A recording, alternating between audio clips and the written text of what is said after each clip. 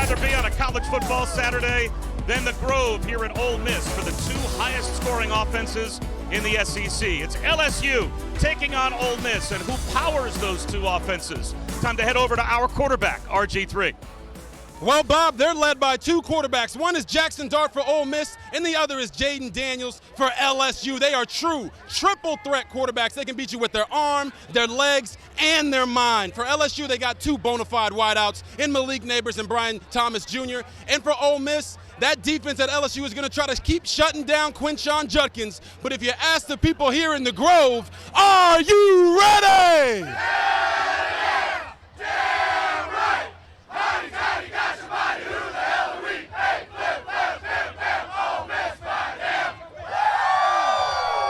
Lane Kiffin admitted that loss to Alabama was tough, and on Sunday, looking for any kind of inspiration, he found it in an email from a stranger.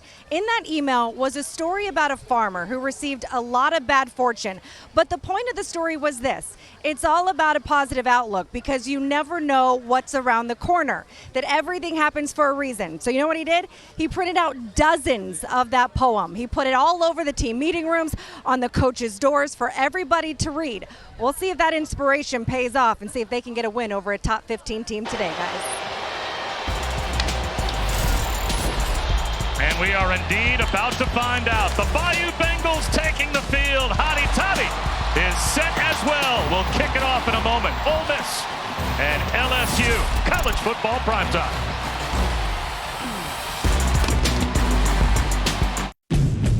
Honda's got it going on with savings. Save thousands with 0.9% financing. Honda inventory is here. Get the best value brand with 0.9%. Search your local Honda dealer today. Are you on your way? Yep, coming. And Mom and Dad? Don't worry, they'll be there.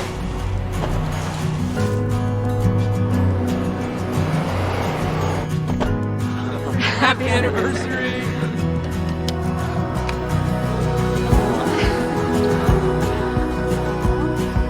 Go beyond the expected with the #1 most dependable mass market brand 3 years in a row by J.D. Power. Kia, movement that inspires. Rain-X water repellency wiper blades apply the magic of Rain-X to your windshield, so water beads up and flies away.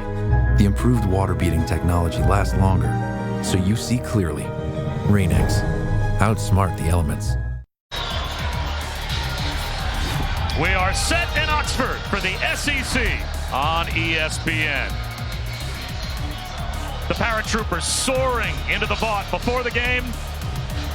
And what right now is impossible to figure out is the SEC West. RG3, this is a wide open race. We saw Alabama. They look vulnerable. LSU fans still trying to figure out how good their team is as well. But if they win this game, they would have 3 wins in the division to begin conference play. Yeah, they would. And to be honest, they all look vulnerable right now. And Lane Kiffin, they're licking their wounds right now from the game against Alabama. They really felt like this was the time to get them. It didn't happen. So you know what they're rewarded with? LSU the next week, and this high-powered offense is going to be a great day of football. And Brian Kelly really believes his team can do something special this season, especially if they find their identity maybe on the back end of their defense. Oh, 100%. Their secondary is the weak link of their defense right now. He wants them to stop playing street ball and just do their job. Nathan Dybert will put this one through the back of the end zone as LSU won the toss and deferred their option to the second half. So Jackson Dart gets the ball first. Yes, I don't want you to be distracted by that mustache. This man is an absolute baller. He can beat you with his arm, beat you with his legs, and his mind. And they brought in a quarterback through the transfer portal in the offseason. And you know what he said?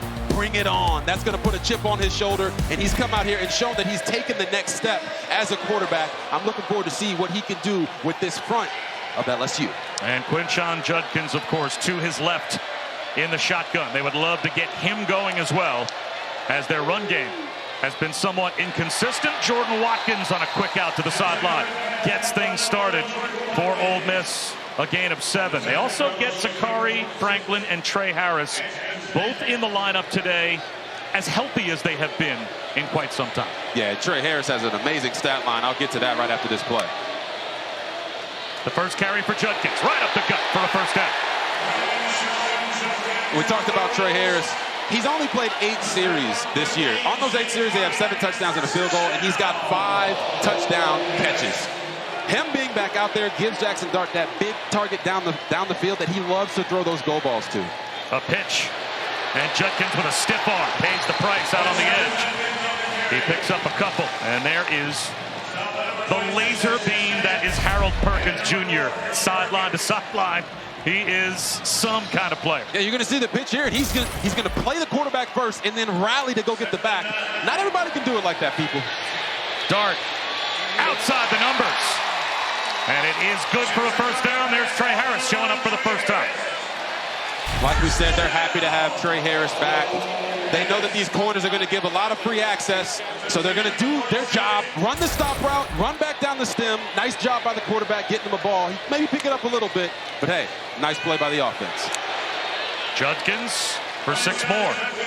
There are only 4 teams in college football that on average snap the ball faster than Ole Miss. They are one of the most up-tempo, rapid-fire offenses in college football. And they want to keep the defense on their heels, and right now they are doing it.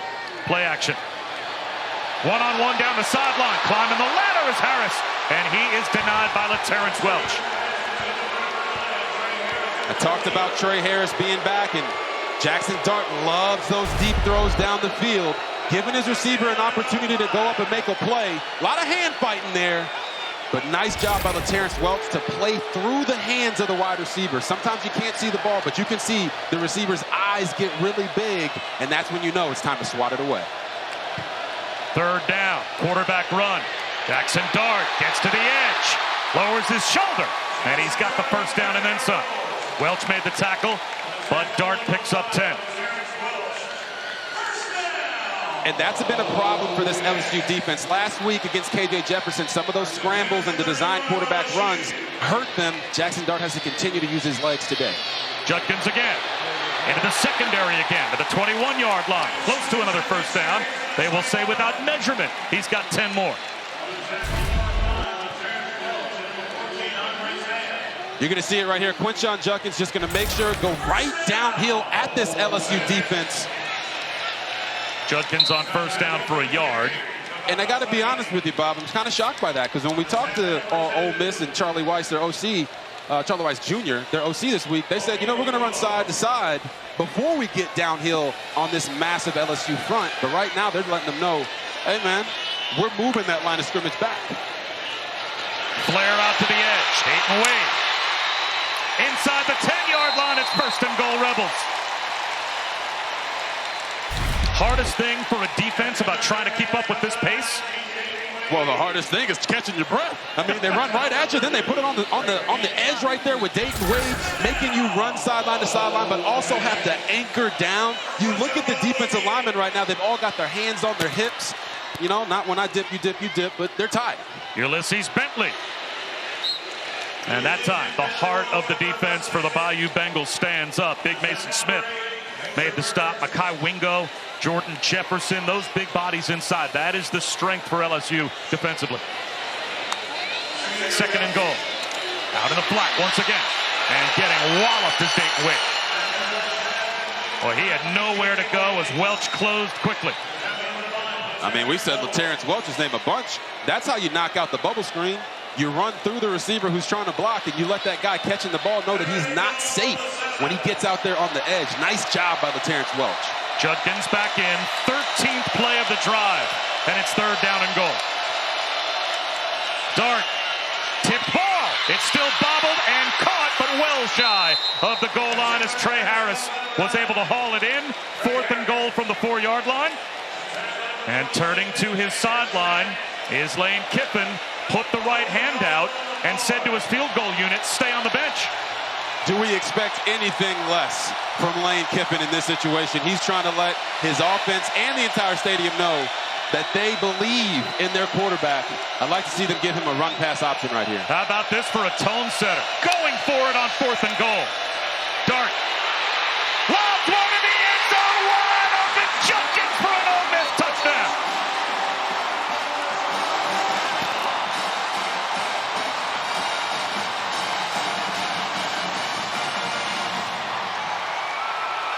Well, Bob, that play couldn't have gone any better for them. You're going to see the motion come across. The linebacker's going to get stuck right there. And it just opens up Quinshon Judkins. I like to call that your pick and rub play. 14 plays, 75 yards, 4 minutes and 35 seconds off the clock. This game could not have started better for the Rebels. Well, Ole Miss at times can struggle on third down, but they have no problem going for it on fourth down. They are now 9 for 11 going for it on fourth, and it just got them 7.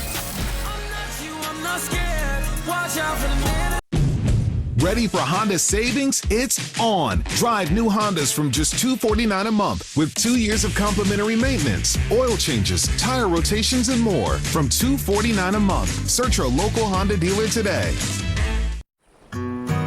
Are you on your way? Yep, coming. And Mom and Dad? Don't worry, they'll be there.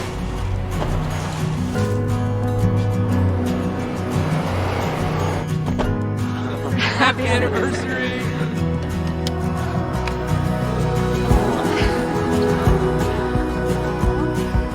Go beyond the expected with the #1 most dependable mass market brand 3 years in a row by J.D. Power. Kia, movement that inspires. Rain-X water repellency wiper blades apply the magic of Rain-X to your windshield, so water beads up and flies away. The improved water beading technology lasts longer, so you see clearly. Rain-X. Outsmart the elements. Quite the start as the Rebels strike first, 7-0 over LSU. Bob Wischusen here with Robert Griffin III and Chris Button. 4th down and goal from the 4. And Lane Kiffin did what Lane Kiffin does. Pushed the button and told his guys to stay out there. He told us that he was going to take risks. I think he didn't have to tell us that because we know his personality, and he showed it right there on the field. So now an opportunity with the football for LSU for the first time. And that means Jaden Daniels gets an opportunity to show us what he can do. And Malik Neighbors and Brian Thomas Jr. have become quite the duo. Neighbors, 523 yards and 5 touchdowns. And Brian Thomas Jr., well, he's got 413 yards and 5 touchdowns of his own. As a former quarterback, it must be nice to look to your left and your right and see those two guys out there. Oh my gosh, it's a dream come true. You know if the one guy gets doubled, the other guy's going to have a one-on-one. They have mismatches all over the field today. They start with Logan Diggs, and he gets a couple of broken tackles and a first down, a gain of 13 on the first snap right up the gut, and we have an injured official on that play. It might be the umpire who was right in the middle of that downhill run by Logan Diggs. Paul Myers is the umpire. And right now the training staffs from both teams are heading out to make sure that he is okay, and he is not up yet.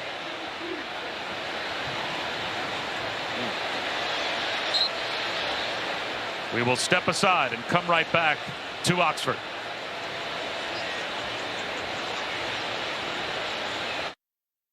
Hey, cool costumes. Thanks. What are you supposed to be? I'm Tacoma. He's a truck.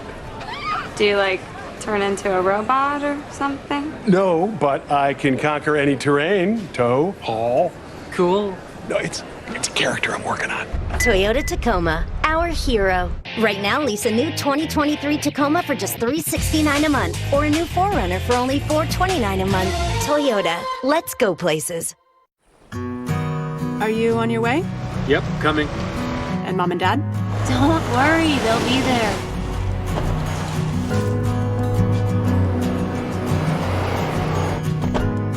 Happy anniversary.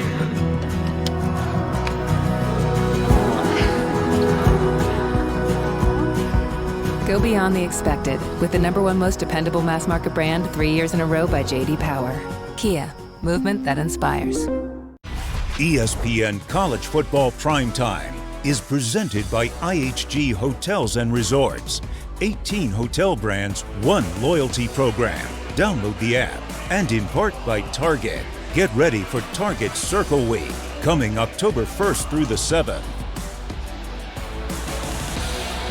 An elite club of quarterbacks that Jaden Daniels just joined, along with our own RG3. Quarterbacks that have hit 10,000 passing yards and 2,000 or more rushing yards as well. It's a nice group to be a part of. Yeah, I mean, Jaden Daniels is really taking his game to the next level. You know, I'm honored to be in that group with him at this point, you know. Just really cool. Dan Lefevre, man, I remember that name. That's one of the all-time names for real. Good news while we were away, by the way. Paul Myers, the umpire, who was hit on that last play and shaken up, was able to walk off the field on his own. So they're taking a look at him in the injury tent behind the Ole Miss bench.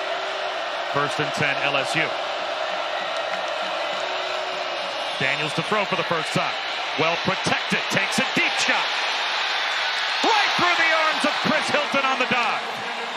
It looked like a perfect throw from Jaden Daniels, and Hilton just couldn't haul it in. It looked like he had a step on DeAndre Prince. He certainly had a step, and this is why I tell all receivers, make sure you don't jump if you don't have to. He could have ran through that, kept his feet, and it would not have thrown off his equilibrium. I know that might be a big word, but you don't want to jump when you don't have to. Just catch it and run through the ball.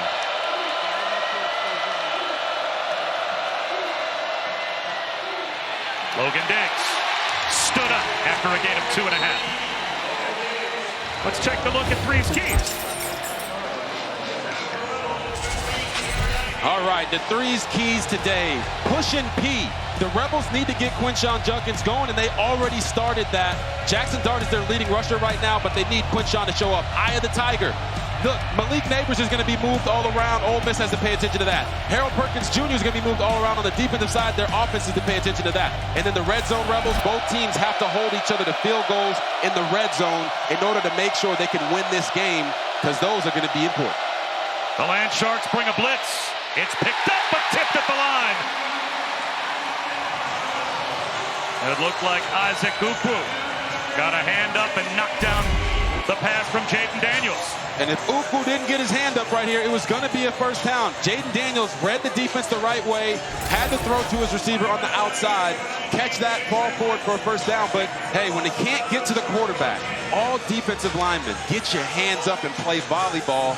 Knocking those balls down is what gets your team off the field, and now they get it back to their offense. Actually, J.J. Pagista got a hand on it, the Auburn transfer. So with a 7-0 lead, about to get the football back is Ole Miss.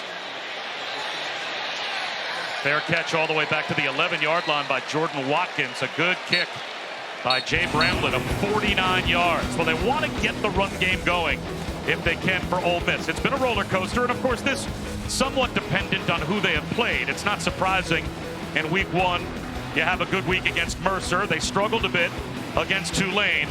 They were at the top of the roller coaster against Georgia Tech, 299 yards and 5 touchdowns. But to your point earlier, they struggled against Alabama to move the line of scrimmage.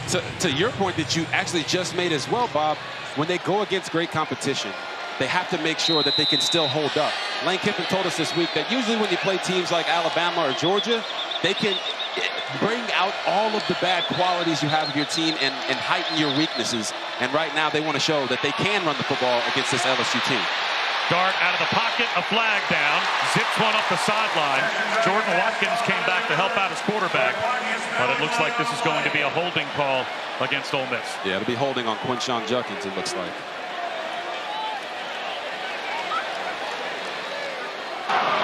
Holding, number 4 on the offense. Penalty is half the distance to the goal. Replay, first down. Let's head down to Chris. I spoke with Quinshon Judkins this week, and he's heard from everyone. How do you get Judkins going after the explosive year he had a year ago? And he said, listen, I just have to be patient, keep my nose down, continue doing my work. Once we all get healthy on the offense, I know my yards will eventually come. And it will definitely help getting Zachary Franklin and Trey Harris to full strength. As Judkins on a dive left is tripped up at about the 10-yard line. He picked up 4. Mekhi Wingo was able to cut him down. What you love about this offense, guys, is you can spread the defense out, and it's not like you're just running downhill without bubbles in the defense. Right now, Ole Miss is putting these guys all the way out to the sidelines and allowing Judkins to knife through the defense. Dart, a little button hook out to about the 17-yard line, 5 yards shy of a first down. A gain of 7 as Trey Harris makes the catch. So a third down inside their own 20-yard line for Ole Miss. And when it comes to third downs for this Ole Miss offense, it really does start with Jordan Watkins. If it's zone coverage and if it's man, they want to work number 9, Trey Harris, on those one-on-one matchups. 5-man rush, batted ball up in the air, incomplete on the blitz. It was Major Burns. And it will be a punt from deep in their own end for Ole Miss. Anytime you see a safety lined up on the line of scrimmage with his ears pinned back, know that he is coming on a pressure. Jackson Dart right there has to find a way to manipulate his arm angle to get that pass off, because Major Burns has been all over the field all year wreaking havoc. Up against the sideline, a fair catch called for and made by Gregory Clayton Jr. 41-yard punt right in front of the LSU bench. Good field position for LSU when we come back.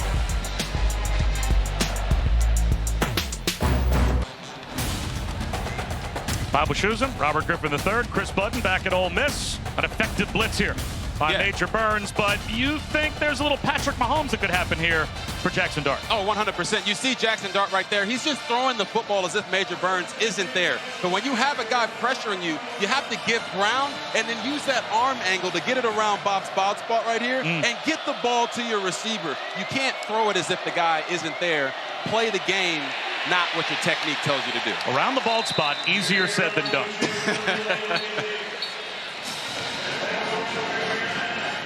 Great field position after that exchange for LSU as Logan Diggs picks up 4 on first down. So LSU with the ball, second down and 6 at their own 45-yard line.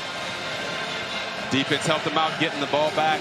They want to make sure that they maintain balance and don't get spoiled by only throwing the football to these dynamic receivers. Slant, and it's caught. Mason Taylor lowers his shoulder and gets across the 50-yard line. It looks to be about a half-yard shy of a first down. Jeremiah Jean-Baptiste made the stop. I love the assertiveness that we're seeing from Jaden Daniels. Not only this year, but certainly in this game. He's getting the ball out of his hands with the quickness. He knows what he's seeing and making decisions. Downhill run, a push for Logan Diggs, and a first down.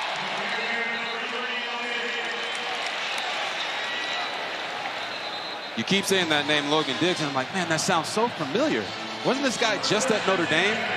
I feel like Chris could kind of chime in here and talk about the story of Logan Diggs coming over from Notre Dame a year after Kelly left.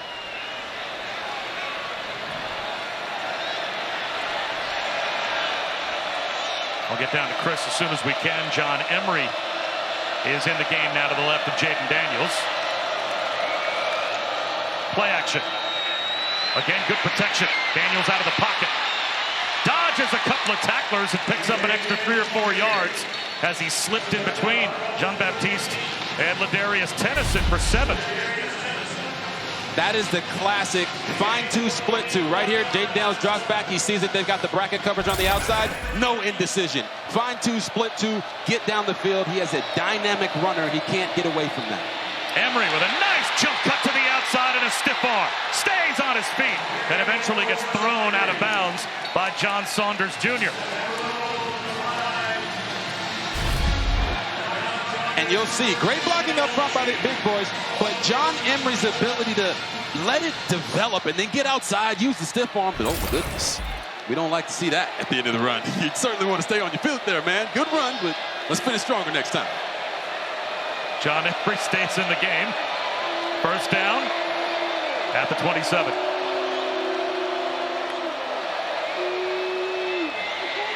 Quarterback run for Daniels.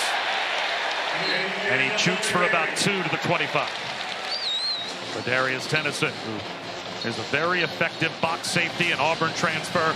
At 5'9", 200 pounds, has no problems coming up and playing near the line of scrimmage.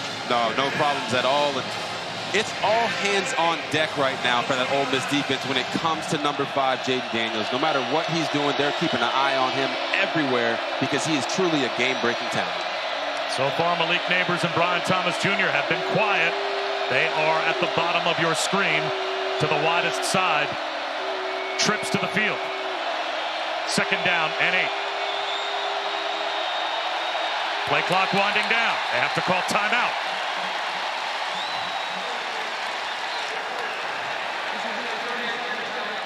So the Tigers avoid a delay of game. They call the timeout. Next Saturday, we will have the 119th playing of the Red River rivalry.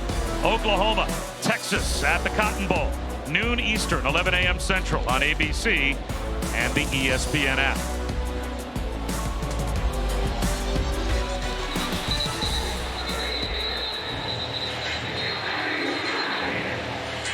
Oh, let's look at this real quick. We got some notable Heisman candidates. Michael Penix Jr. is leading the way for me.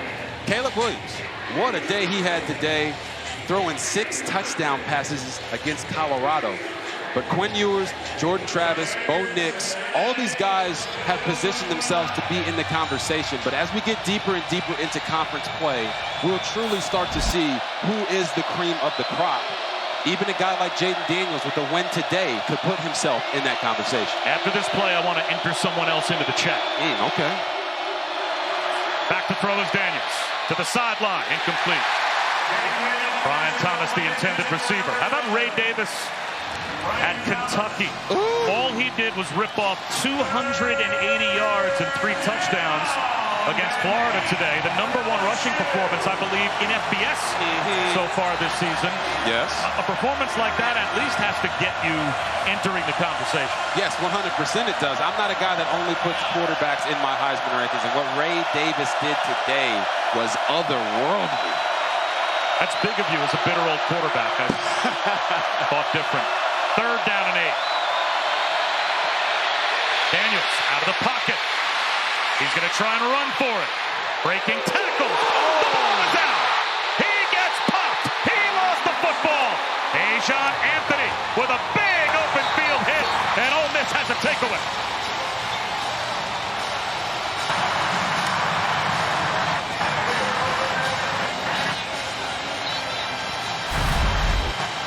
Oh, holy guacamole. Watch this hit right here by Ajon Anthony. He said, get that man some milk. Pop that ball right out of there. When we talked to Ole Miss defensive coordinator Pete Golden, he said it's going to be a turnover type of game. And right there, they got exactly what they were looking for.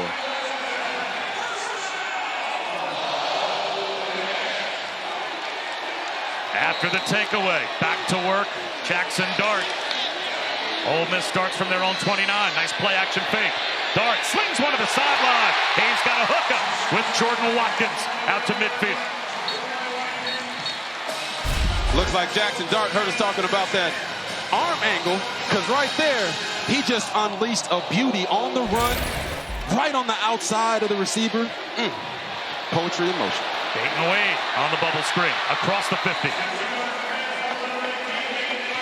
Run out at the LSU 44. That's a gain of 7.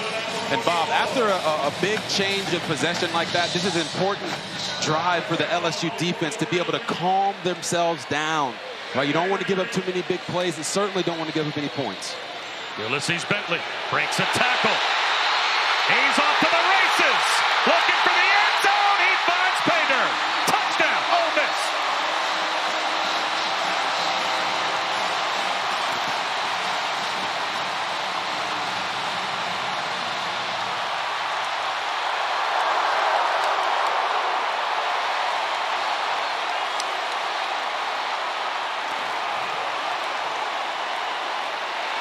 Wow. We just said, calm themselves down. Don't give up any big plays. The offense gives up the turnover. The defense gives up the big run.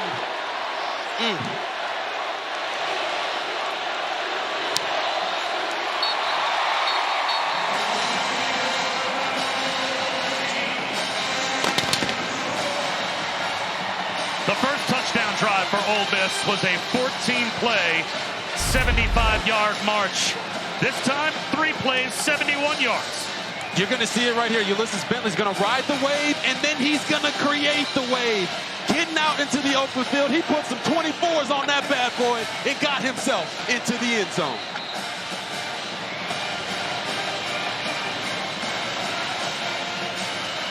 Just the patience, the contact balance right there at the second level. And then when you see DBs putting their head down and trying to run fast, that's how you know they're not going to catch it. You just know it's over.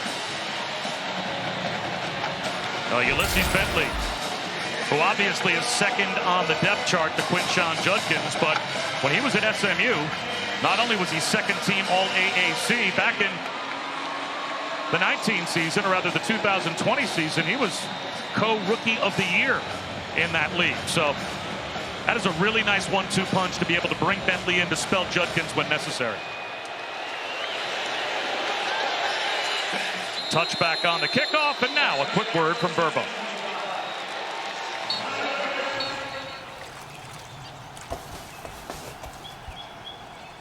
Verbo, a place that rewards your loyalty on every rental. Football away, baby. Now, based on our time together, I can't believe that lady was not painting the face of RG3 poolside. Every 15-second spot, I'm just conditioned to expect your $1 million smile there with another cha-ching. You know what? I appreciate the shout-out, Bob. We'll make sure we get you some Cheez-Its for sure. As long as those samples keep coming.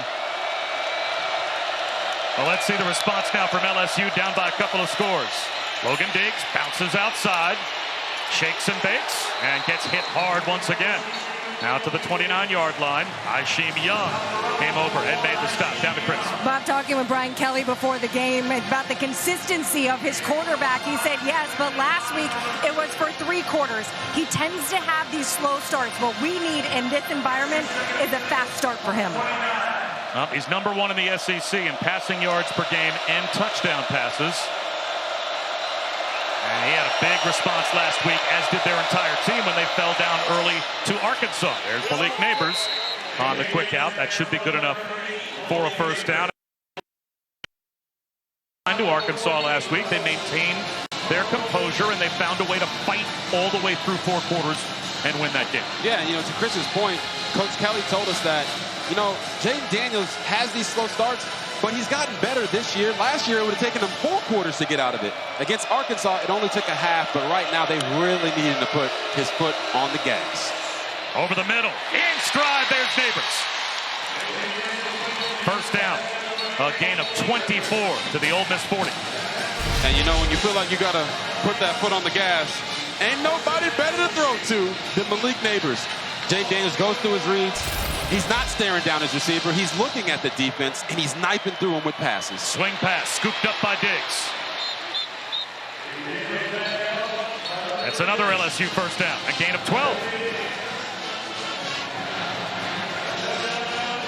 You know, as a quarterback, when you see one completion turn into 2, and you have such a negative play happen, like on the last series for Daniels with the fumble, you want to come back out and show your team that, listen, I am that guy. I'm going to get us right. That was on me. And right now, Jaden Daniels is doing just that.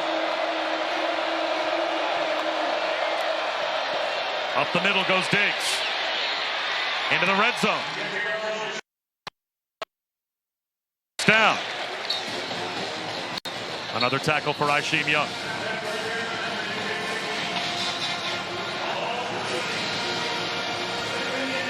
The Rebels have the 14-0 lead, and they've got a heck of a record under Lane Kiffin when leading by 14 or more. The only loss last year in Baton Rouge.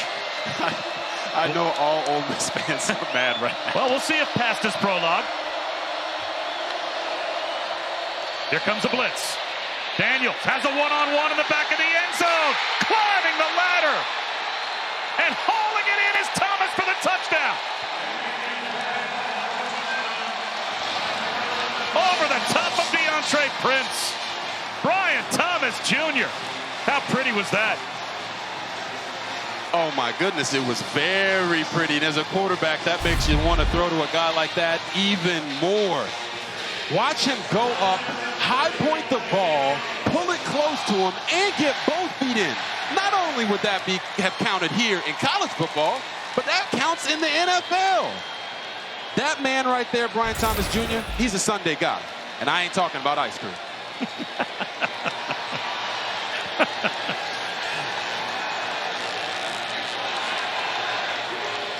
The touchdown has been confirmed as Brian Thomas Jr. for the 6th time this season and the 3rd time in the last couple of weeks is able to score and cap a 6-play, 75-yard touchdown drive for LSU. That's the response that Brian Kelly was looking for.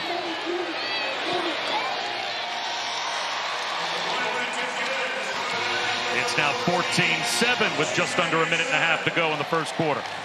And today at 7:30 Eastern, drawing in on kickoff between Notre Dame and Duke as the Irish look to bounce back from a heartbreaker last week at home to Ohio State.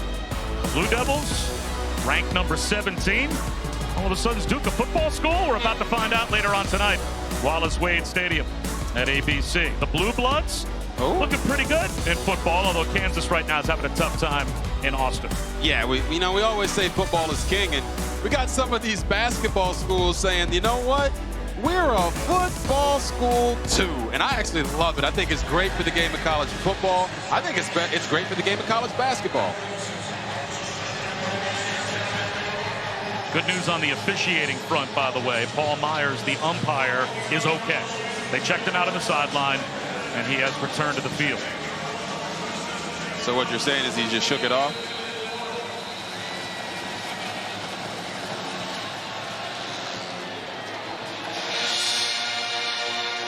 Bentley watches the diver kick sail into the end zone for a touchback.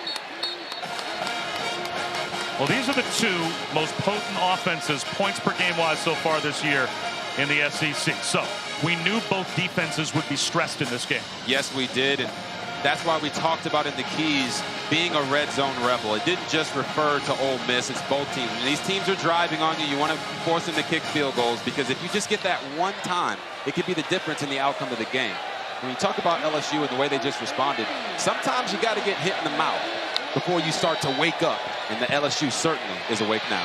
Quinshon Judkins, boy, he's tough to bring down. He ran through contact behind the line of scrimmage and then again near the line of scrimmage and picked up about 7.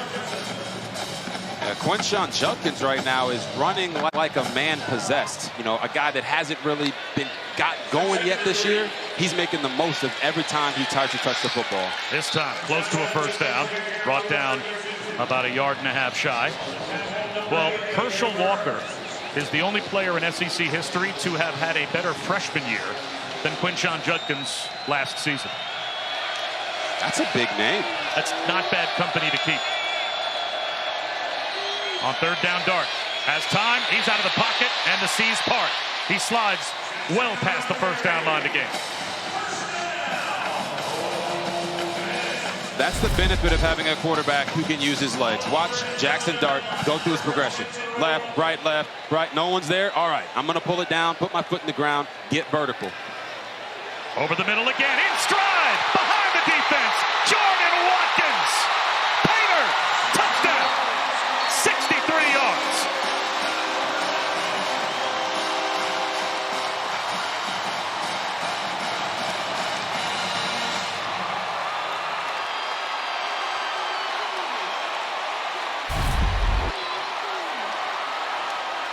I want you guys to watch what this play fake does to these two defenders on the defense. It makes them settle their feet. And as Jackson goes through his read, it opens up the middle of the field. Jordan Watkins gets there in a hurry, and he does the rest. But never underestimate the importance of that little token play action fake of what it can do to the defense. Jackson Dart, 10 of 12, 134 yards, and his second touchdown. That one to Jordan Watkins. Not a bad first quarter. Not a bad first quarter at all. And I got to be honest with you, Bob. I'm pretty excited about the amount of points that we're getting to see right now. You know, we call the game like we see it, but it's been a couple weeks since we really had good offensive play. And to see both of these teams lighting up the scoreboard, of course, Ole Miss more than LSU right now, it just lets you know that that moniker, that defense is the most important thing in the SEC, maybe might not be so true anymore. The offenses are starting to take over the conference.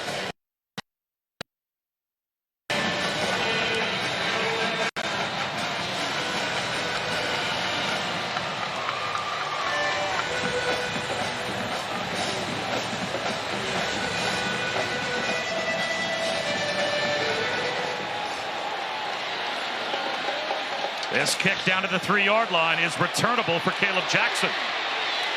And he gets to the 22 before being tripped up. Let's check in with Matt Barrett. Gentlemen, good evening. Time now for your AT&T 5G studio update. Back and forth game. Auburn and Georgia tied at 20, late fourth quarter. Carson back to who else? Brock Bowers. He gives Georgia the lead 27-20. Auburn with the ball 4th and 9. Well, if Georgia can survive against Auburn, if LSU were to come back against Ole Miss, at the end of the season, RG3 in this league, those margins of victories tend to fade into the background. Yes. Right? If you win your games in the SEC, you have a chance to go to the college football playoff. You do, and listen, it's a very talented league. So if you win, winning's enough in this one. John Emery up the middle. And that will end the first quarter as Joshua Harris made the stop after a gain of 8. Ole Miss, 3 first quarter touchdowns, 2 through the air, courtesy of Jackson Dart.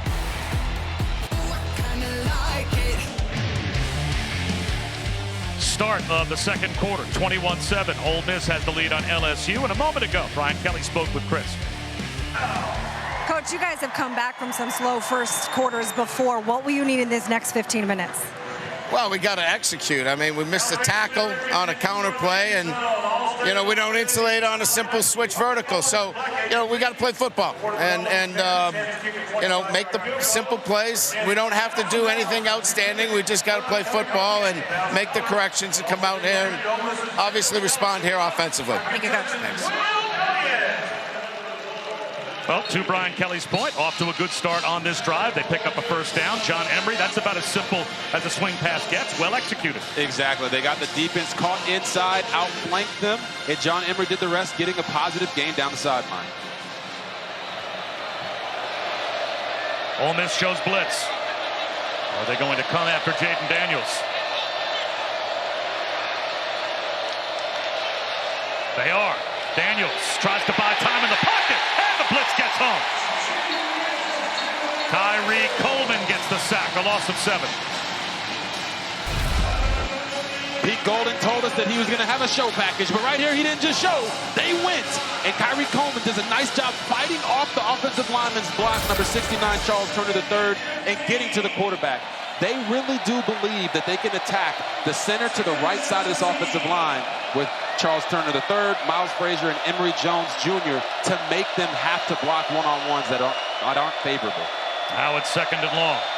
This time a 4-man rush. Quarterback run right up the middle. Goes Jaden Daniels. He's got the first down and more. Daniels hunting the pylon. Down the sideline into the red zone before he's finally run out by Samari Walton. At the 10-yard line. He picks up 55.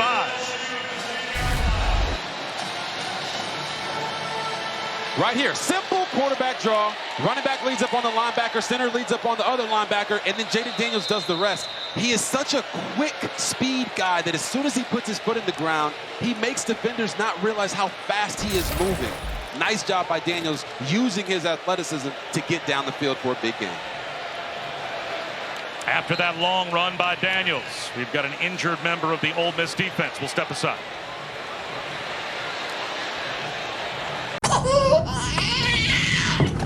Hush, little baby, don't you cry. Toyota's gonna give you peace of mind. No cost maintenance for routine repair. And roadside assistance with Toyota Care. Get peace of mind with Toyota Care. Seatbelt sign. Right. Right now, get 3.99% financing for 48 months on Camry, Tacoma, RAV4, and more. Toyota, let's go places. Are you on your way? Yep, coming. And Mom and Dad? Don't worry, they'll be there.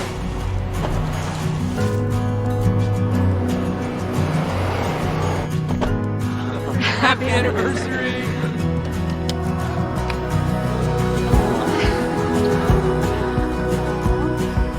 Go beyond the expected with the #1 most dependable mass market brand 3 years in a row by J.D. Power. Kia, movement that inspires. Story Fun Day Football, Sunday at 9:30 a.m. on ESPN+.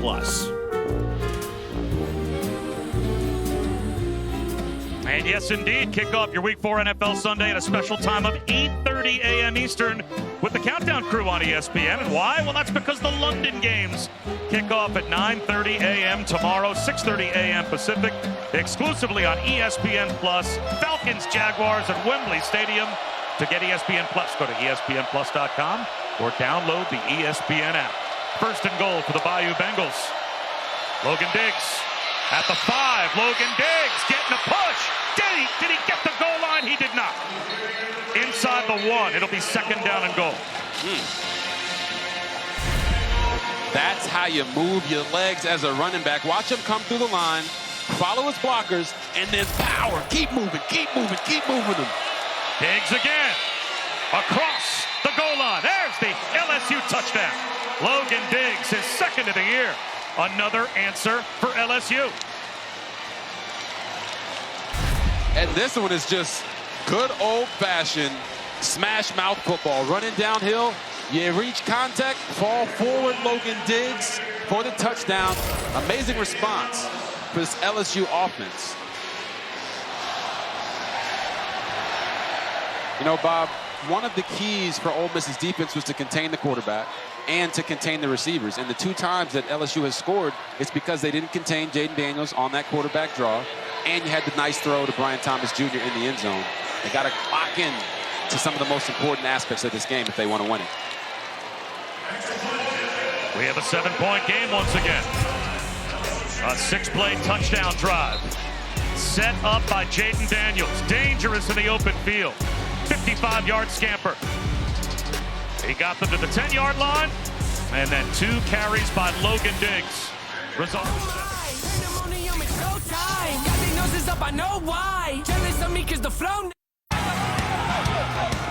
ESPN College Football Primetime, presented by IHG Hotels and Resorts, is brought to you by Taco Bell.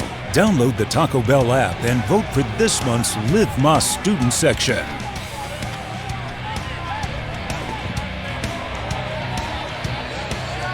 Well, the football weekend begins in the Grove on Friday with the land grab, and then that student section fills in. Student sections across the country are competing to be the Taco Bell Live Más student section of the year. Download the Taco Bell app to learn more. And they rush into the student section the same way they rush into the Grove to get some real estate on Friday nights. This is one of the best spots for college football or sports period in America. As we check in with Matt. Okay, big game, Bob. It has gone final in Auburn, 4th and 9. Peyton Thorne picked off by Malachi Starks. Georgia lives to be number 1 another day. 27-20 to the final there. Don't forget, coming up 7:30 Eastern, Sam Hartman and Duke and Notre Dame over on ABC. All right, Matt, 1st and 10 at the 22-yard line. Judkins. 4 possessions so far offensively for Ole Miss, and RG3, 3 touchdowns. Oh, yeah. You want to talk about not allowing a bad game last week, impacting them this week. This is how you do it. They've come out, they put their foot on the pedal and said, you know what? We are going to come out here and try to win this football game in a way, in the exciting way that we know how to do it. They're taking chances. They went for it on 4th and goal. And I love to see that from Lane Kiffin. We know he's a risk taker, but right now his players are making him right. Judkins, this time brought down behind the line of scrimmage. Greg Penn, who missed a tackle on that long run earlier, that resulted in the Bentley touchdown. Very sure on the tackle of Judkins there. That sets up 3rd down. Bob, what we've seen from both of these offenses have been nothing short of amazing. Coming into this drive, LSU is averaging 8.3 yards a play, Ole Miss 9.7. And when you look at their rushing, 7.8 for LSU and 8.2 per rush for Ole Miss. Where is the defense so far today? Play clock down to 7. That's about as deep as you'll see Ole Miss take it. Here comes a blitz on 3rd down. Jackson Dart buys time, slings one wide open. Kane and pre-score. 1st down.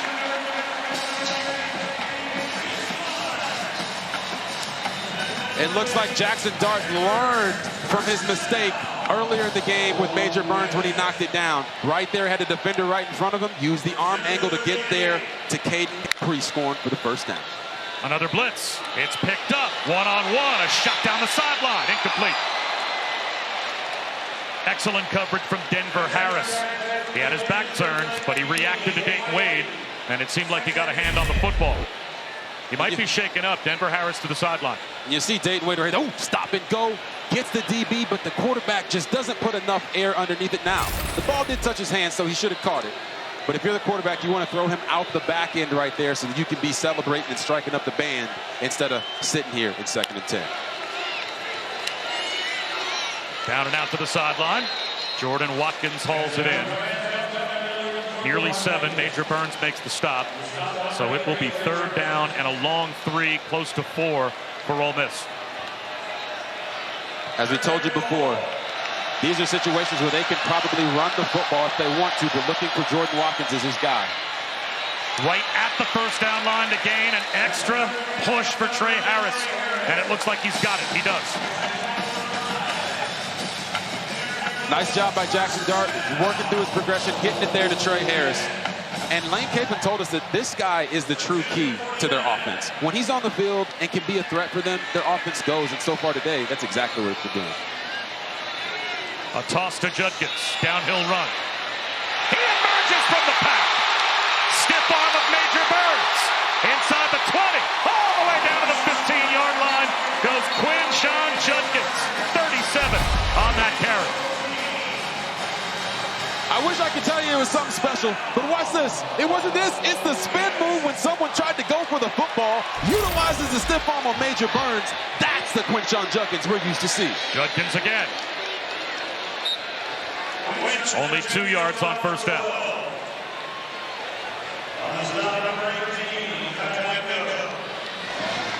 You know, Bob, Quinshon ran really great almost against everybody last year. But for him to come into this ball game not really, you know, operating at a high level and doing this against LSU, it's beyond impressive. You would not have thought his season high so far this season through the first 5 weeks would have been in the 1st half against LSU. Bouncing it outside is Bentley to the 10-yard line. Pulled down by Omar Spates, who returns to the defense this week for LSU after being out with a hip flexor. And you bring up Omar Spates. I actually called a game for him last year when he was at Oregon State. He is a sideline to sideline linebacker, so I know they're happy to have him back. But once again, they got to try to hold Ole Miss to field goal here. 3rd down and 6. And this might be a false start. It looks like it is. False start on the offense, number 79. 5-yard penalty. 3rd down. On the opening drive of the game, we saw Ole Miss get all the way down to the 4-yard line and go for it on 4th and goal from the 4, and they scored. Is this 4-down territory for them possibly here, depending on what happens with this play? Well, it's always 4-down territory when you have Lane Kiffin as your head coach. He's just an aggressive and has an aggressive mindset. But right here, I would like to see them, you know, obviously try to get into the end zone. But if they get inside the 5, certainly they're going to go for it. Wide open. Dayton Wade. As easy a touchdown as Ole Miss could have. The blown coverage for LSU costs them another 6.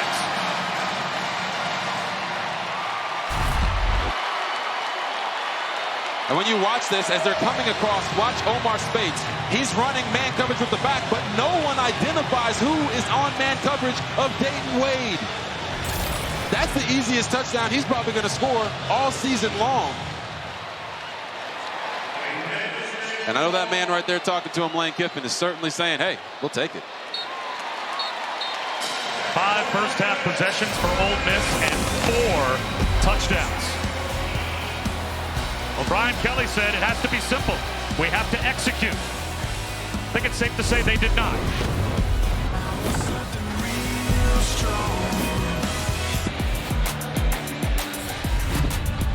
Welcome back to the SEC on ESPN. Well, both offenses are flying high, certainly Ole Miss especially. As Jackson Dart, 14 of 17, 173 yards, 3 touchdowns to 3 different receivers. and 4 touchdowns in 5 offensive possessions in the first half for Ole Miss. And RG3, what happened to LSU defensively?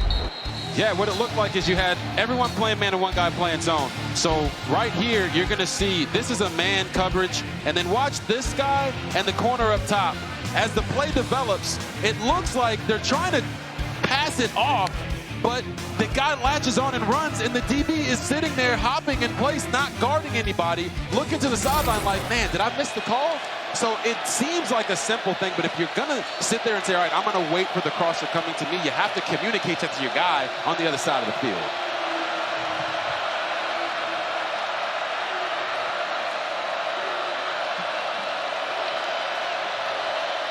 Let's see if there's another response for the LSU offense. They get it started with Mason Taylor. Let's go down to Chris. Bob Logan Diggs, who had that touchdown just recently for LSU, transferred from Notre Dame, but he waited a year, didn't immediately follow Brian Kelly. And this is kind of unusual in today's day and age of transfer portal because he wanted to stay and get the degree from Notre Dame. He's just a couple hours away. He already has it planned out how he's going to finish to get his degree. But if you're wondering why he didn't immediately follow Coach Kelly to Baton Rouge, it was because the degree from Notre Dame meant so much to him. That's a great story to hear. And a laser beam shot to Malik Neighbors. Gets to the sideline. Gets a block. And out of bounds inside the 30-yard line of Ole Miss. So the big plays just keep on coming for both offenses. Yes, they do. And right there, Jaden Daniels made all NFL scouts happy. Watch how he layers this throw over the linebacker and puts it right on the face of Malik Neighbors. And the ability to create after the catch is what also makes Neighbors so special.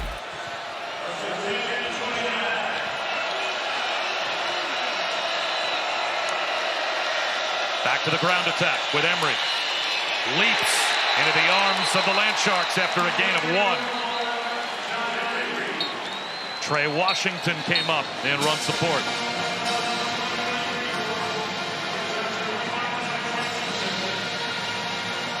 You know, Bob, we're talking about Logan Diggs. It's a great story wanting to get his degree from Notre Dame and then coming to LSU. But one thing I've always wondered is with the transfer portal now today, how many of these young athletes are actually going to have a college football home if they're constantly changing teams year after year after year?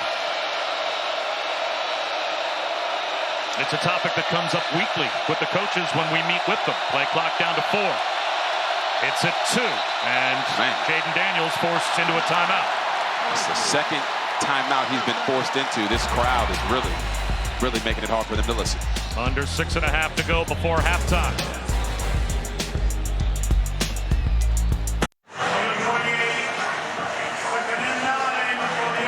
Welcome back. There are stickers on the back of the LSU helmets with the number 3 in honor of their senior captain, Greg Brooks, who was diagnosed with a brain tumor the week after the Mississippi State game. He had surgery. He is still recovering. The good news is Brian Kelly visited him this week. He's regaining his motor skills.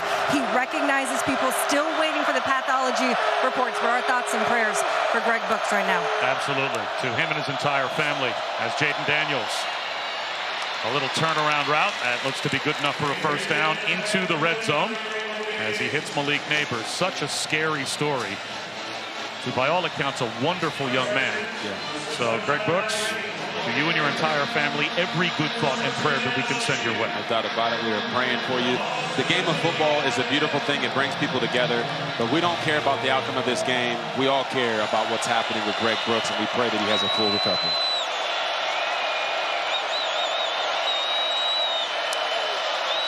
Blitz coming, right up the gut, Logan Diggs.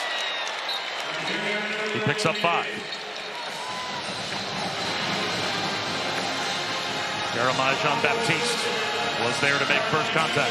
Bob, one thing I'm noticing is this is a very, very physical game. So although the defenses aren't quite shutting down the offenses like we've been accustomed to seeing from SEC defenses over the years, the physicality on the field in between the tackles is still there. Malik Neighbors in the slot left. They move him all over the field trying to avoid double teams. They run it again with Diggs. Not much. 2 yards. 3rd down and 3 at the 11-yard line with 5 minutes to go in the half.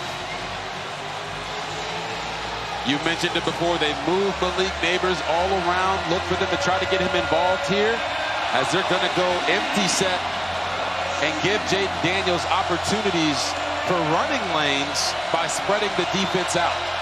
You see any deep safeties out there for Ole Miss? Oh, no. Will they pressure Daniels on third down? Only a four-man rush. Daniels, back right corner of the end zone. Drops it in. Thomas with a touchdown. Another perfect throw from Jaden Daniels. And Brian Thomas with a touchdown that looked like it would be good on Sundays again. Bob, they just beat him on the same play twice. Slot fade, Brian Thomas Jr. gets his feet in there. You see the DB saying no. Let's see, 1, 2. Oh my goodness. Go ahead, hit the line again. He's a Sunday guy. And I ain't talking about ice cream. 7-play, 75-yard touchdown drive. We've had 7 touchdown drives in this game. All have been at least 70 yards in distance. So it's not like teams have had the short field and have been victimizing the opposition based on that. These have been big play chunks, but long distance drives as well. Yes, they have. And I want you to watch right here. Jaden Daniels' recognition is incredible. Right here, you talked about how there's no middle safety. They're playing heavy inside so they can bracket the slots. But what that does is it leaves outside matchups, even from the slot with Brian Thomas Jr. there. He works inside, goes where the DB doesn't want him to go, and gets back outside. And you see him blowing kisses to the fans, letting them know, even when you double me, you can't stop me.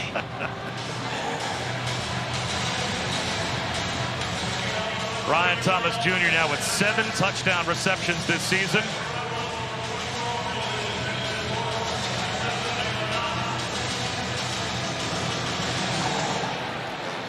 Jaden Daniels up to 14 touchdown passes as we head back to Matt. I have your Chick-fil-A move on the field, and this was right out of the gate. First play from the scrimmage, Billy Bauman Jr. Oski. 45 yards later, I'll tell you what, this Oklahoma defense is peaking at the right time ahead of Texas next week. First things first, up on Iowa State 7-0. And we're on a collision course for a great Red River rivalry game next week, no question about it. So Ole Miss back to the offense. They've been unstoppable. And they start with a handoff to Ulysses Bentley. Ole Miss last week against Alabama, 301 yards of total offense in the game. Okay, talk 301. Talk to me. They are now up to 319 yards of offense in the first 26 minutes of this game. Ooh. Jackson Dart. Incomplete. Short hopped it to Bentley.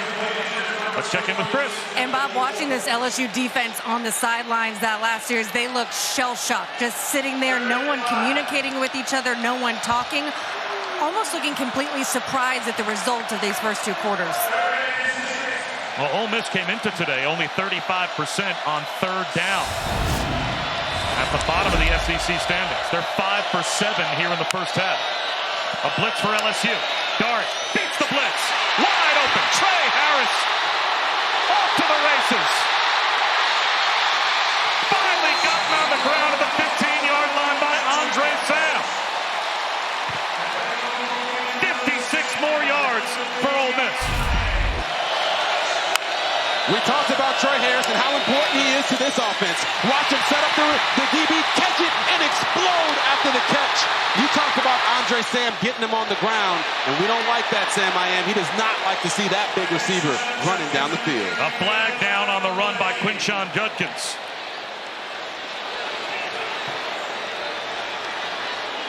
Man.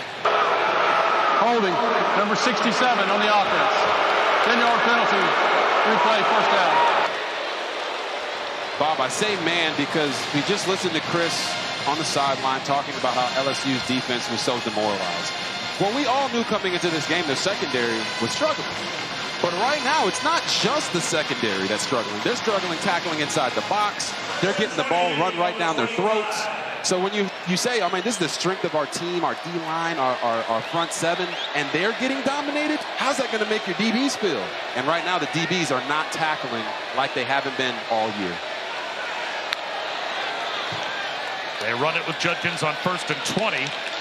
And he is grabbed around the waist by Whit Weeks, the true freshman linebacker who played very well in place of Omar Spates when he was hurt.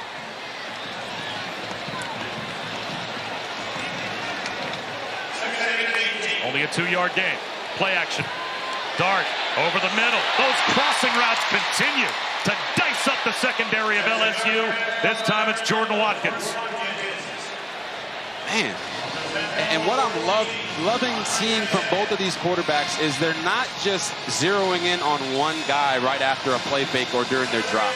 They're working full, pure progression reads from left of the field to the right of the field and having that grip it and rip it mentality when they see guys open. It's a beautiful thing to watch.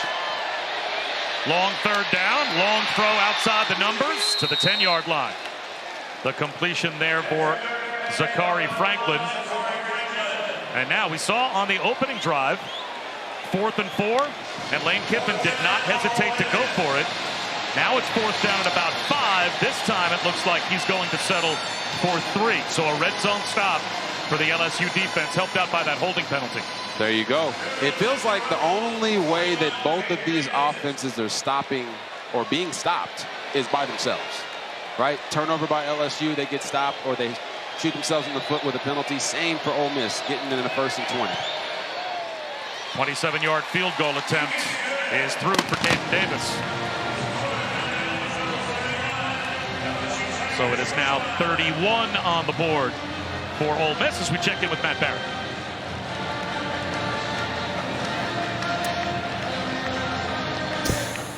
There we go. We got a fantastic Mercedes-Benz halftime report coming up. A Brock party for Georgia at the end of their game, plus a ray of sunshine for Kentucky. And Caleb Williams enjoys a 6-pack against Colorado. We'll explain. Dan Mullen, Joey Galloway join me coming up at the Mercedes-Benz halftime report.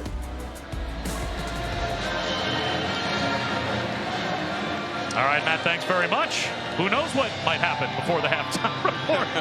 We've had just this boring 52-point half so far with 1:42 on the clock. Ended timeout for LSU. Yep. As quickly as both of these offenses have scored, and the chunk plays that we've seen, that's an eternity for Jaden Daniels. Yeah, it is. And honestly, I think the reason that Lane Kiffin decided to kick that is because he knows that LSU is getting the ball when we come out of halftime. We want to get as many point lead as he possibly can going into that second half. We've got next Saturday's Week 6 SEC Network college football lineup for you. Mississippi State hosts Western Michigan in Starkville at noon Eastern, 11 a.m. Central. That starts the day, and then Florida will want to bounce back against Vandy in the Swamp. And we cap the day with Arkansas taking on these Rebels.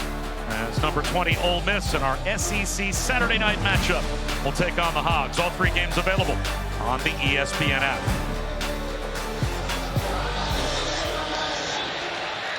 Right here for Jaden Daniels, you want to make sure you don't hold on to the football too long. Don't take a sack. Those can really prohibit your ability to run a 2-minute offense. Only a 3-man rush. Coming back is Brian Thomas. Turns upfield. Yards after the catch again for Brian Thomas Jr. He picks up 15.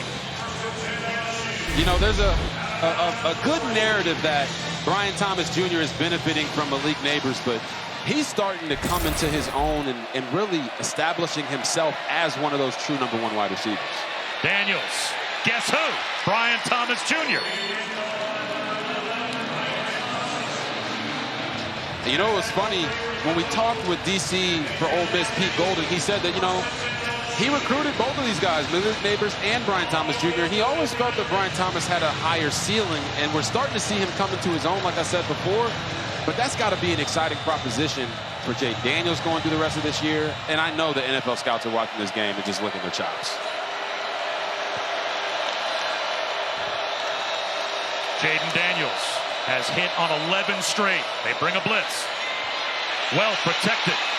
Out of the pocket. And scoots out of bounds. That'll stop the clock at the 38-yard line of Ole Miss. They'll actually mark him out closer to the 37 with 1:19 in the half. And LSU still with a timeout. Yes, they do. And I talked about it before at the beginning of the drive. Don't hold on to the football too long. And if you're going to scramble, obviously make sure you get positive yards that are worth it. The clock is not your friend right now. You got to get out of bounds. You got to push the ball down the field. But like I said before, do not take a sack here in this situation. And now we see Neighbors and Thomas switch sides. Neighbors out to the right. And Thomas widest to the near side left. Daniels, quarterback draw. Brought down inside the 30 at the 29-yard line. And, of course, inside of the last 2 minutes of each half, back to the old college football rules. So you see the clock stop for a moment. And now it starts again. 1:07 to go in the half. Daniels, he's going to take a shot. Kyron Lacy. He's got it. That's an LSU touchdown. Right down the chimney. Jaden Daniels to Kyron Lacy. 29 yards. Oh, my God. That's just unbelievable, man.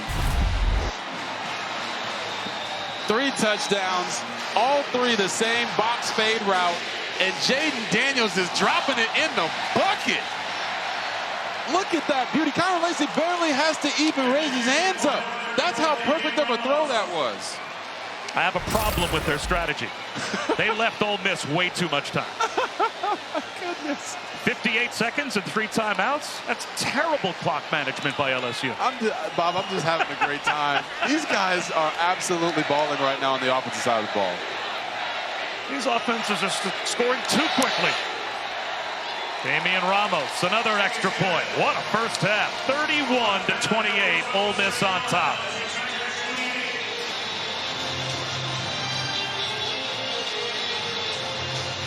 Eight touchdown drives between the two offenses. And again, all have traveled at least 70 yards. As we take a look at this week's college football playoff rankings, brought to you by Capital One. Georgia survived at Auburn. That's probably the best way to put it.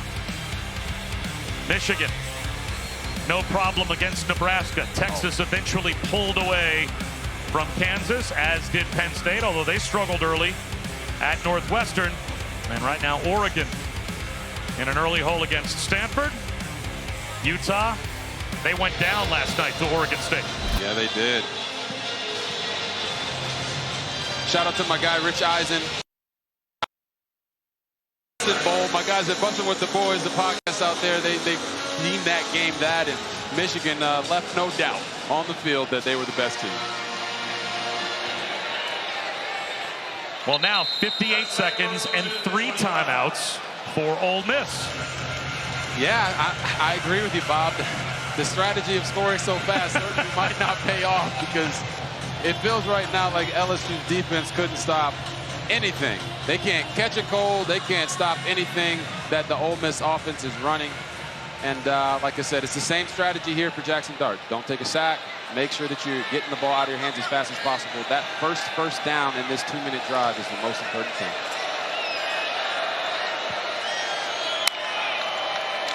Four-man rush. Dart over the middle. Priestcorn reaches out. Incomplete. And probably the better for it, as the clock will stop with 51 seconds to go in the half. It'll be second down and 10. Again, Ole Miss runs a 2-minute drill as their base offense. Right. They average snapping the ball every 22.4 seconds. Only Tennessee, Texas Tech, TCU, and USF are faster at getting to the line of scrimmage and snapping it than the Rebels. Up the seam. Incomplete. That looked like a miscommunication. Jordan Watkins heading to the sideline, and instead Jackson Dart took a shot up the numbers. Yeah, he did. So a couple things there. One, all the teams that you just mentioned all run the Baylor offense. They all have ties to it in some way, which is extremely up-tempo, the offense that I was blessed to play in when I was in college. Second thing, I don't know why I said important thing a couple plays ago. Seems like my accent, my Brian Kelly accent was coming out there. Quarterback run on third down. And Harold Perkins Jr. making his presence felt for the first time with 39 seconds to go in the half. And now LSU can use that final timeout. See the genius of LSU's strategy. This is what I was getting to. Okay. They knew if they got a 3 and out they could call timeout and get the ball back to their offense again. And who better to do it for him to make the play than Harold Perkins Jr., the best defensive player in the SEC, which means he's the best defensive player in the country. This guy is all over the field. We've seen it today. Even though they've been gassed and they've given up a lot of points, he has still been making the plays that he's used to making.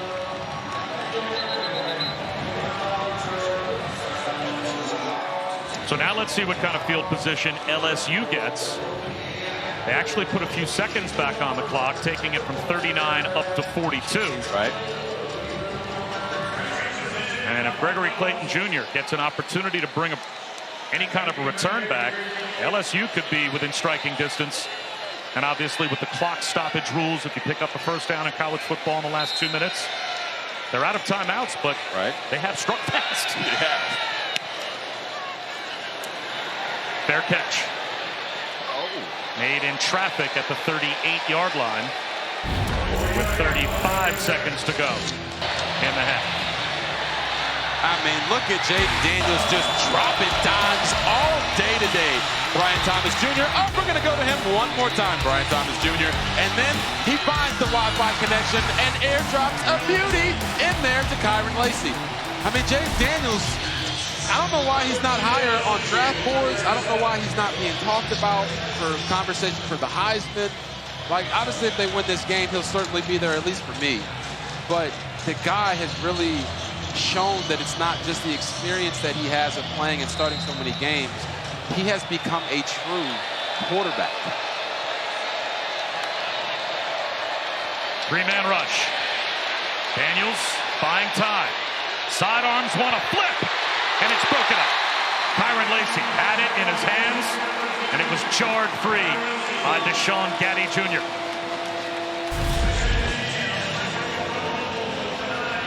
Right here, Gaddy's going to separate the man from the ball legally. Does a nice form hit there, jarring the ball loose. And now you're sitting here in 2nd and long with 27 seconds left in the game. Your LSU getting a completion here and getting down the field is as simple and the thing that they need to do for sure. A blitz flushes Daniels out of the pocket again, crosses body. This time he finds Brian Thomas. There you go. And he gets to midfield. That stops the clock. 17 seconds to go. Let's see if LSU wants to run up and spike it to try and preserve time. It looks like they will. There is the spike. That cost them 3 seconds. Nice. So I guess you're probably thinking more field goal range now than end zone from midfield with 14 seconds to go? Well, I mean, with 14 seconds, like you said, the clock can still stop if you get a first down. So they get a first down, they can throw this ball wherever they want to as long as they get up to the line of scrimmage and spike it. 14 seconds is enough time. Jaden Daniels just cannot hold on to the football.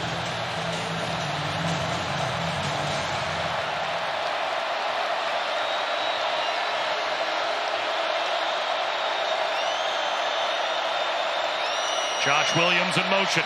Daniels over the middle. It's Thomas Jr. again. Breaks a tackle, and he gives himself up with 7 seconds. Down to 6 seconds, and they will have time to get set and spike it. Now, we talked to Brian Kelly about the length that he would feel comfortable with Damian Ramos from. Right. He said he's hit from 52 to 55 at times in practice. His career long is 47, but we think he can make a kick end of half from this distance. That's exactly where they got the ball to. Ramos, it looks like, will try from 55. And if LSU can go into halftime tied, that would be a win for the first half, especially the way that the defense has played. But that's the beauty of the college rules. Because they get that first down and the clock stops, you don't have to run sideline plays like you do in the NFL. Let's see if it all pays off and he can knock this one through. This is his first career attempt from 50 plus. Will it reach the crossbar? It will not. He comes up short.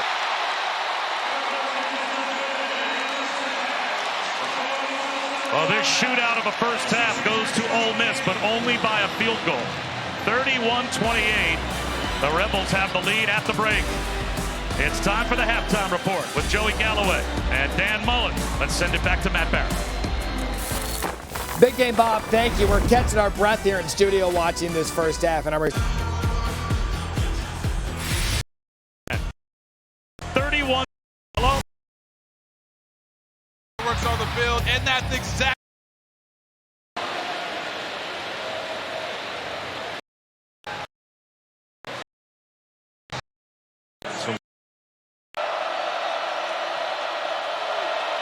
That's Mason Taylor in motion.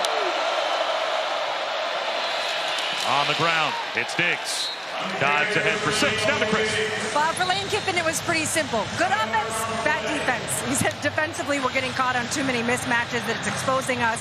And when we met with him yesterday regarding the offense, he said, listen, that 10 points we put up against Alabama, it ain't going to cut it. We're going to have to put up a lot more than that, which the question is, will 60 be enough tonight?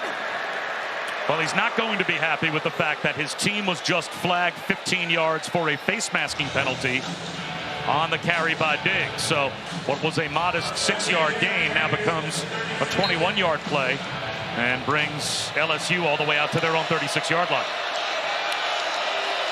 Jaden Daniels in the flat to Diggs.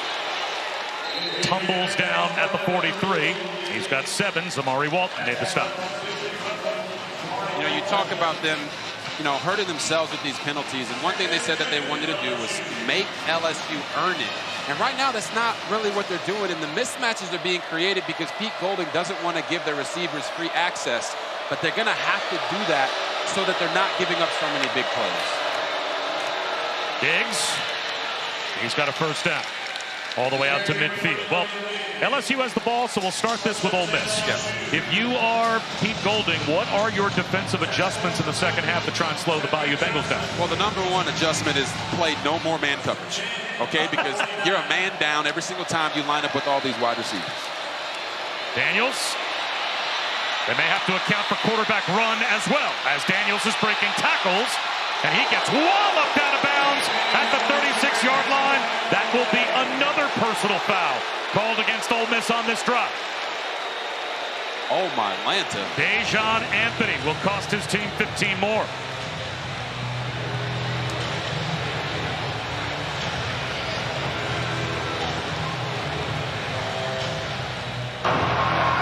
After the play was over, personal foul, unnecessary roughness, late hit out of bounds, number 3 on the defense. 15-yard penalty will be added to the end of the run. First down. Dejon Anthony is the same one who got the big hit earlier in the game that caused the fumble. But when the quarterback is already out of bounds, he stepped foot, 2 feet out of bounds. Second one's about to come down. You cannot make that hit. Pull off. It's hurting your team.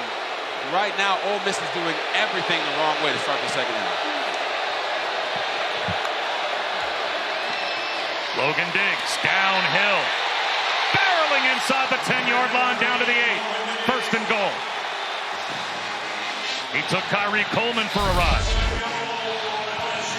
That is one thing that Logan Diggs can do. You see them cut the defense with the blocking scheme. He lowers his pad level and falls forward. He continues to do that the entire game. They go right back to him.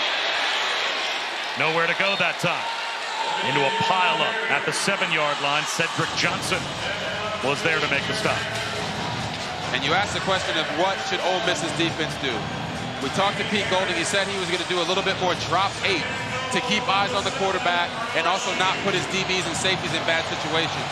I'd like to see him do that again here. He's had a tendency to play more man in these crucial situations in the red zone.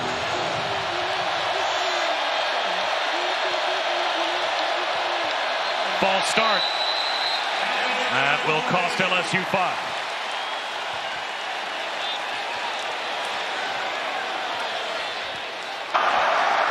False start. 72 on the offense. 5-yard penalty. Still second down. That's Garrett Dellinger called for the false start. That's the first LSU penalty. And we saw what happened in the first half when Ole Miss and or LSU got into the red zone. They had penalties that pushed them back. It prevented them from being able to score touchdowns. You know, one thing that Pete Golding told us is he wants his team to be fast, physical, and smart. Right now they've been fast and physical. They just haven't been smart, and some of that's also starting to trickle over to LSU and that offensive line with that false start penalty.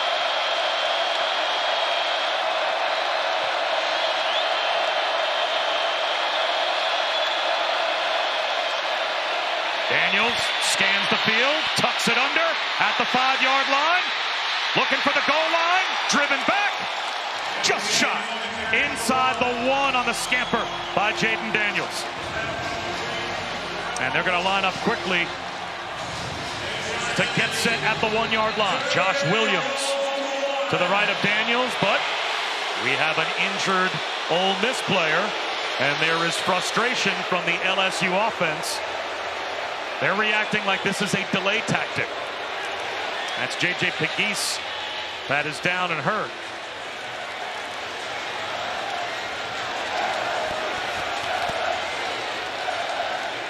I can understand LSU's reaction, but I don't know that J.J. Pegues is a player that at the goal line Ole Miss would want off the field. Yeah, typically when you see guys go down because they're trying to give their defense a chance to rest, it's not one of your best players that's doing that. But you're going to see J.J. Pegues right here take a knee. You know, maybe he got hit somewhere and needed to catch a breath. I don't know. Sometimes there's that delayed reaction. He's in the trenches right there. They're fighting. Maybe he got kneed in the crotch or something. Who knows? Right. Who knows? Who knows? I don't know. I don't think Brian Kelly is buying that potential argument. He's definitely not, and he's certainly not listening to us right now. But they wanted to get back on the ball and run the play right there so they could catch Ole Miss's defense while they were reeling. And there's a massive difference with Jaden Daniels in the way that he runs compared to other athletic quarterbacks. His quick twitch is eerily similar to a guy that I had the opportunity to be a teammate with in Lamar Jackson. He can really make guys miss inside of a phone booth. The quarterback sneak with a push for Daniels from Josh Williams behind. No signal yet. That is a touchdown for LSU.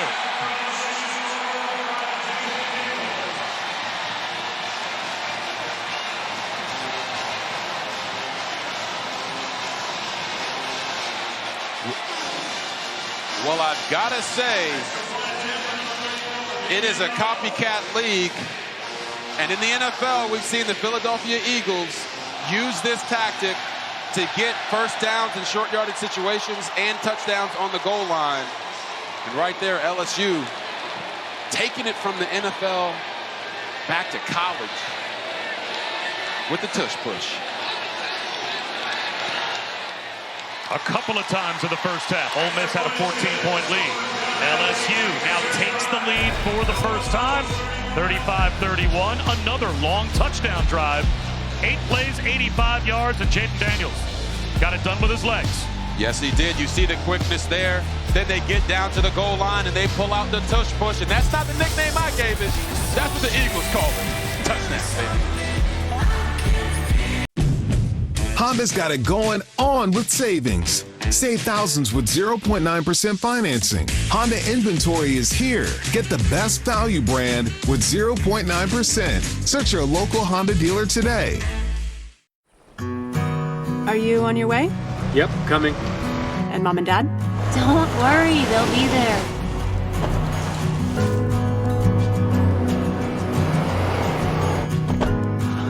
Happy anniversary!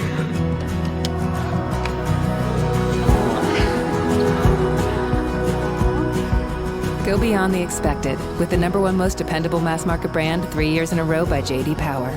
Kia, movement that inspires.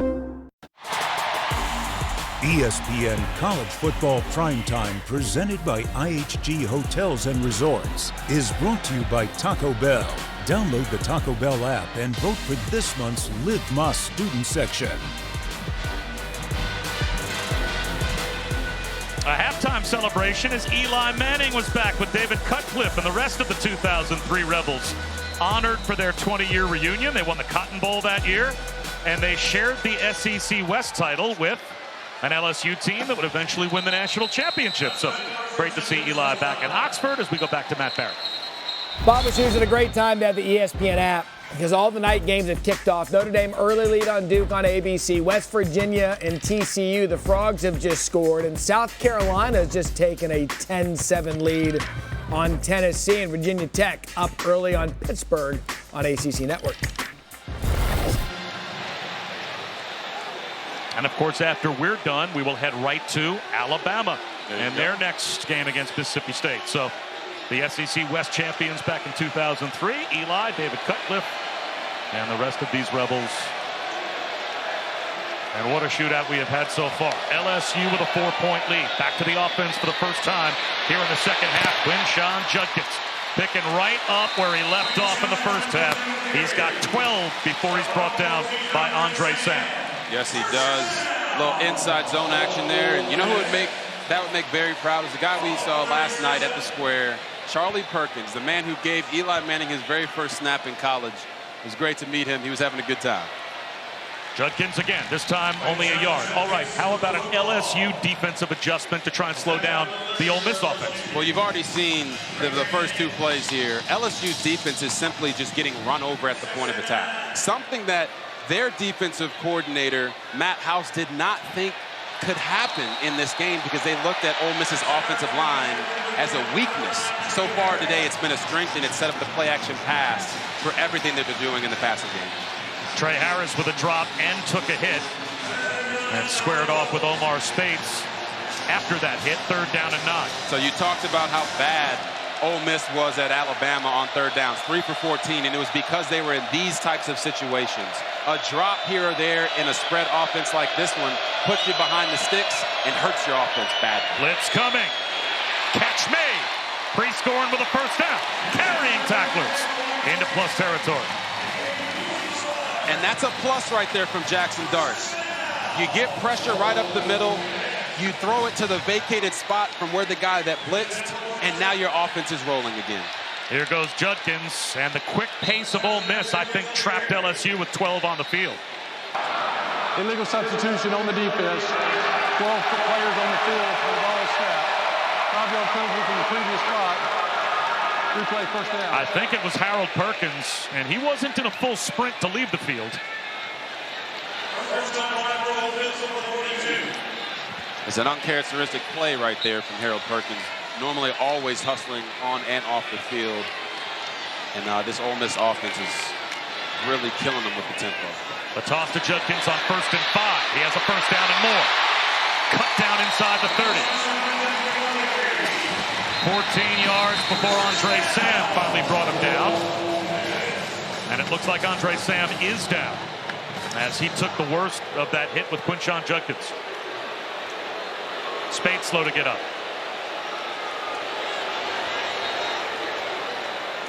So Omar Speights, who had been out with a hip flexor, he limped off the field, and Andre Sam is still down, surrounded by the LSU training staff. So a couple of players on the back end of the LSU defense hurt on this play. Yeah, you're going to see the hit.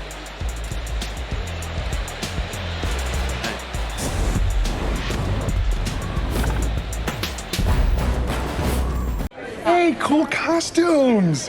Thanks. What are you supposed to be? I'm Tacoma. He's a truck.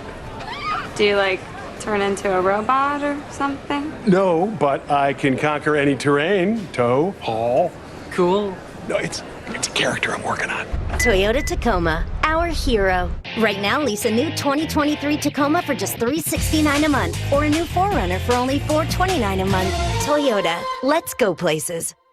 Are you on your way? Yep, coming. And Mom and Dad? Don't worry, they'll be there.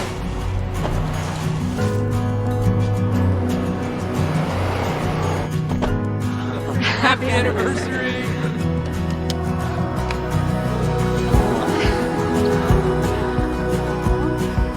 Go beyond the expected with the #1 most dependable mass market brand 3 years in a row by J.D. Power. Kia, movement that inspires. Welcome back to ESPN College Football Primetime, presented by IHG Hotels and Resorts. And we've got several injuries to update you on from the LSU sideline. You saw Omar Speights making his way into the injury tent. Here's Ulysses Bentley up the middle. Flag thrown from behind the play as he gets to the 22-yard line. Andre Sam and Obi Agufo. They were all injured on that last play for LSU, although it looked like Agufo. Number 78 on the offense. 10-yard penalty from the previous spot. Replay, first down. Ogufo and Sam look like they were able to shake off their respective injuries, and in fact, Andre Sam is back on the field. Correct, and now we see here with another holding call, these teams seem to only be slowing themselves down with the penalties, and I just want to showcase with an offense like this, everyone thinks, oh, it's up-tempo.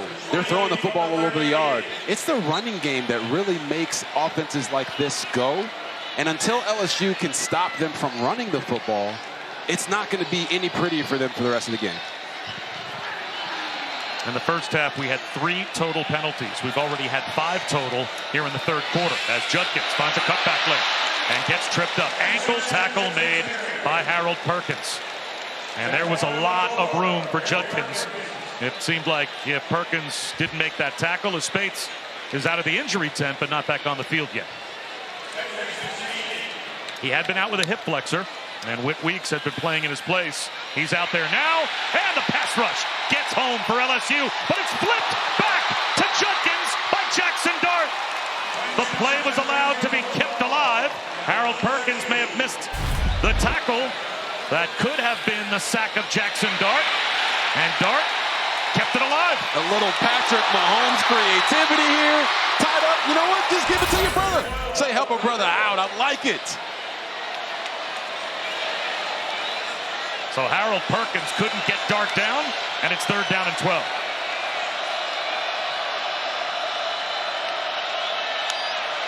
Four-man rush. Dart, one-on-one.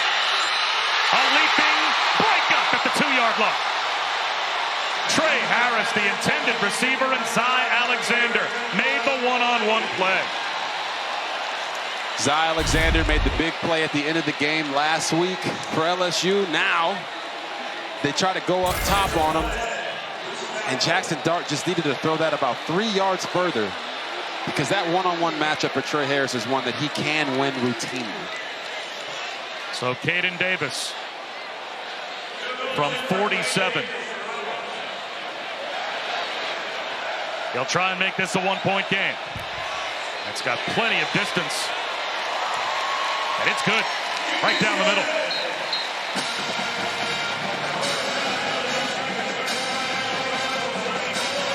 $35-34. And next week, our Monday Night Football matchup features DK Metcalf and the Seahawks squaring off against Daniel Jones and the Giants at MetLife Stadium. Eli's old team will take on Seattle at 8 Eastern, 5 Pacific on ABC, ESPN, ESPN Deportes. And Peyton and Eli, of course, once again, will have the Manning cast of that game on ESPN2.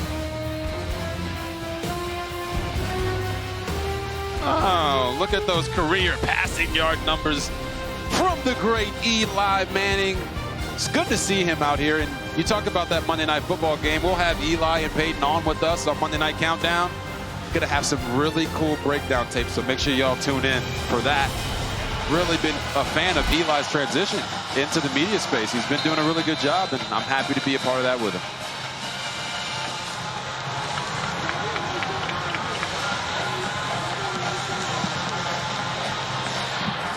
Line drive kick for a touchback. As Davis puts it through the back of the end zone. So it comes out to the 25-yard line for LSU. And let's check in with Matt Barry. Gentlemen, something we can all get behind, the All-State Good Hands play, and we give it today to Finn Hogan. How about Bowling Green taking it to Georgia Tech? And Hogan, our All-State Good Hands of the play. Please tell me you did City Grocery last night. That's all I ask. Do you really have to ask the fat play-by-play announcer if he went to City Grocery last night? Oh, we definitely went to City Grocery. Oh, that's a given. Mason Taylor gets this drive started with a 5-yard gain. I mean, shrimp and grits when you're in Oxford. I don't get that in Jersey. Let's put it that way. Well, Bob, I've got to maintain this. When in Rome. I got to maintain this physique just in case your Jets call. So I had some salmon, and it was phenomenal. Another button hook. And that should be good for a first down to Malik Neighbors. Forward progress gets him past the line to gain. His helmet pops off at the end of the play. And let's see if he is allowed to stay in the game. No, he's going to have to head off the field, as that play was not whistled dead yet. I got to be honest, Bob, the defense definitely took his helmet off on purpose. That's one way to get one of the best players in the country off the field. But the refs need to pay attention to that next time.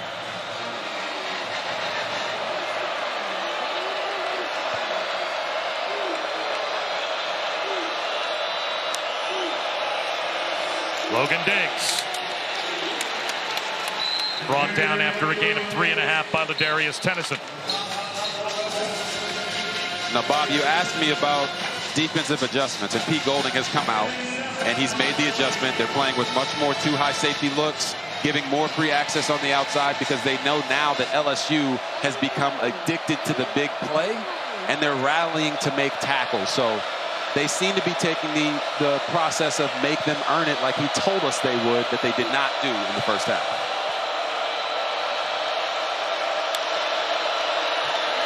Diggs breaks a tackle, has a first down. Closes in on midfield. Ladarius Tennyson had a chance to bring him down near the line of scrimmage. Eventually, Sistrunk made the stop. Yeah, and if Ladarius Tennyson didn't make this at least stumble Logan Diggs there was no one there on the defense to stop him running from a touchdown down the sideline. Daniels scans the field. That's a long check down to Brian Thomas Jr. And he's got 2 yards to the 50-yard line. DeAndre Prince wrestled him down. It's a gain of 3 just across the midfield stripe. You were in line, Bob. That was a really long throw for not much of a gain. But as a quarterback, your job is to get the ball to the guy that's open, and right there, Jaden Daniels made the right read.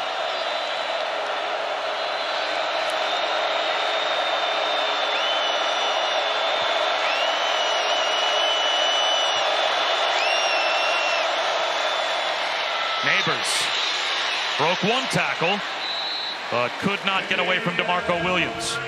So it sets up 3rd down. 3rd and 2 for LSU, just inside the 45 of Ole Miss. And you're seeing Ole Miss's defense try to change the picture right now on Jaden Daniels, having the nickel back up and come forward. But when you give easy access throws like that to Malik Neighbors, Jaden Daniels is disciplined enough to just throw the ball to the guy that's wide open and not force anything. He's got to continue to do that here on 3rd and 3. Neighbors in the slot left, Brian Thomas Jr. wide left. Same side of the field. That's the way that the quarterback looks, and why not? Pitch and catch first down to Malik Neighbors. Every single time that Ole Miss loads the box and goes one-on-one on the outside, LSU is absolutely abusing them. Malik Neighbors does a nice job setting up the guy covering him and breaking inside, running through that. He was a shoelace away from being off to the races. Once again, the 2 big receivers side by side to the left of Daniels. He runs right instead. Down the sideline. Inside the 15-yard line, Mason Taylor spins to the 12. Jaden Daniels has now converted 21 of his last 22 through the air. And he's shown you the full bag right here. He sees the corner come off. Mason Taylor, who's been a little banged up this year, can still make plays for this offense. And Jaden Daniels is finding everybody when he's supposed to, just like that.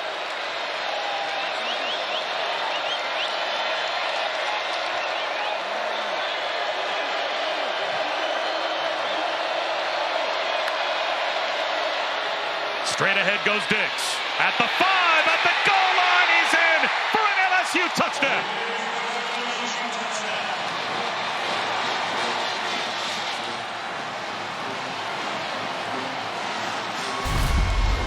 An even 100 yards on the ground now for Logan Diggs, and that's his 2nd score. Yep, just another inside zone run. Nobody really gets hands on him until he gets about to the 3-yard line, and he's too powerful, too strong. And right there, he's saying, "Can you dig it?" It's another 75-yard touchdown drive in this game. Right now, for Ole Miss, they can do no right. When they load the box, they're hitting them outside in the passing game. When they go light box, they're running it right down their throat with Logan Diggs. It's still a one-possession game, but now it's LSU, their largest lead, up to 8 with 3:41 to go in the third. Well, a reminder, the NFL London games kick off tomorrow morning at 9:30 Eastern, 6:30 a.m. Pacific, exclusively on ESPN+. If you have not seen Bijan Robinson in an NFL uniform yet for the Falcons, guess what? He looks like he did in college. No one can tackle him. Trevor Lawrence and the Jaguars, of course, the opponent at Wembley Stadium, and they're not just playing in London. They'll be playing in Andy's bedroom, too. That's right. It will transform into the world of Pixar's Toy Story, with the NFL players becoming the characters, competing in real time. It is fascinating to watch. Toy Story Fun Day Football, available Sunday morning at 9:30 a.m. Eastern, 6:30 a.m. Pacific on ESPN Plus as well. So if you have a little one and you want to intro them to football, what better way to do that than the Toy Story football game? Opposite, maybe you can have one device, they can have the other. Get them both going tomorrow morning at 9:30. Listen, I'm a girl dad of 4, and I am certainly going to have my daughters watching that Toy Story broadcast to infinity and beyond. Nice job. Thank you, thank you, thank you. Out to the 25-yard line now for Ole Miss, and now Jackson Dart will need another answer, as this is a punch-counter-punch game, and you wonder which defense is going to step up and get the big stop needed first. Yeah, right now it does feel like LSU's defense is slowing down the Ole Miss offense. And I think it just has to do with Ole Miss hurting themselves as they're driving the football down the field. You want to play clean football. They got to do that on this drive if they want to, not allow LSU to keep climbing this lead. Toss to Bentley. Speed to the edge. Tiptoes down the sideline. He's got a first down. Just a 14-yard bolt right to his own bench. And bolt is the right word, because when we talked to Lane Kiffin and Charlie Weiss Jr., they said Ulysses Bentley has that long speed, and he's a great change of pace back. Oh, nice jump cut in the backfield by Bentley. But he's got nowhere to go. He ends up going east-west. He shook away Harold Perkins, but Major Burns was there to bring him down for a loss of a yard. Yeah, Major Burns has been all over the field. And he was a guy coming into this one that Ole Miss felt like they could take advantage of in the passing game. But you got to actually be able to throw the ball and be in good down and distances to take advantage of that. And right now they haven't been in the second half. Play action for Dart. Avoids a sack. He'll take a shot into double coverage. Incomplete. Hoping for Dayton Wade. And now it will be 3rd down and 11. Dayton Wade's actually played really well today. He's a space eater, I like to call him, at the receiver position. A guy that can, when he gets the ball in space, he's special. But right there, you kind of saw that 5'9" height show up. Right at the first down line to gain his pre-score. And he reaches the ball out, and it's a big 3rd down conversion for Ole Miss. Yeah, it feels like we're calling Caden Prescorn's name a lot on these 3rd downs. They believe that is the matchup for them at the tight end position to move the chains, and they've exploited it all day long. Judkins tripped up. Another tackle for Harold Perkins Jr., who is starting to show up more and more as this game wears on. And so is this defense. I talked about it. They have to shut down the run, make Ole Miss one-dimensional, put them in 3rd and longs. And, the fact of the matter is if you have 5 3rd and 10s, you're probably not going to convert all 5 of them. And that's what they're betting on. They are smothering the run game right now on this drive. But Jackson Dart's doing a nice job doing it with his arm. Judkins. Another ankle tackle, this one courtesy of Savion Jones. 5-yard gain. 3rd and manageable, though, for Ole Miss. 3rd down and 4. They have been terrific on 3rd down tonight. Yeah, and Lane Kiffin told us the last 3 games they've been horrible. The numbers speak to it. Tonight, that's why they have so many points. Straight ahead goes Bentley, but Major Burns, joined by Whit Weeks in the pile near the line of scrimmage, limits the gain to 2. So now it's 4th down and 2 at the LSU 42. And slow to get up on the play is Reese McIntyre on the offensive line for Ole Miss. So the trainer's out to take a look at McIntyre, and that extends the decision time for Lane Kiffin. You have to think he's going to go for it. Yeah, he's going to go for it. And I talked about it before. We looked at those numbers for what they're doing on third down.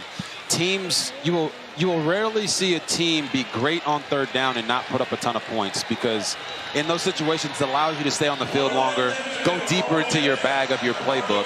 So here on 4th and 2, you know, I've always talked about giving the quarterback a run-pass option. But in this situation, you got to make a decision that you're going to be more physical than this LSU front. Instead, it looks like they're going to line up and go Wildcat with Dart going in motion. Judkins takes the handoff. Very close. It looks like by a half yard, he was able to pick it up. It is a first down. 4th down and 2 in the direct snap. So Quinshon Judkins gets the job done. You know, Bob, it's not very often that I say that me and Lane Kiffin are on the same wavelength of brain thinking. But right here, they said we're going to be more physical than you. We're going to run right at you and get this first down to send a message, not only to your defense, but also to our team. This is going to be a great finish. As the third quarter winds down. Another toss to Judkins. He tries to turn the corner and does. Lowers his shoulder. Runs over Denver Harris. There's a flag down. Right about where Judkins turned the corner. There might have been holding going on. Holding, number 83 on the offense. 10-yard penalty from the spot of the foul. Replay, first down. That's a true freshman receiver, Caden Lee, out there blocking for Quinshon Judkins, and he gets flagged. Yeah, he's out there on the edge. And do you see this from offensive linemen and guys blocking on the perimeter? When the guy gets outside of you, you got to let the defender go. As soon as they see the jersey tug, they're going to throw that flag. But I do want to say, Bob, you're seeing a consistent theme here from Ole Miss. Going inside, making them run sideline to sideline. Run inside, make them run sideline to sideline. They're trying to wear out this LSU front so that when they get into the depths of the fourth quarter, they're not as fresh and they can have more big plays. Play action. Dart. He'll take off. Right down the middle of the field goes Jackson Dart. Leaps over a man down to the 21-yard line. Andre Sam whipped as Jackson Dart went vertical. And that will end the quarter with a bang here at Ole Miss. Hotty toddy for Jackson Dart. And look at him. He makes the decision to pull it down and run. And then he looks like me with the hurdle over the defender in the middle of the field. You absolutely gotta love it.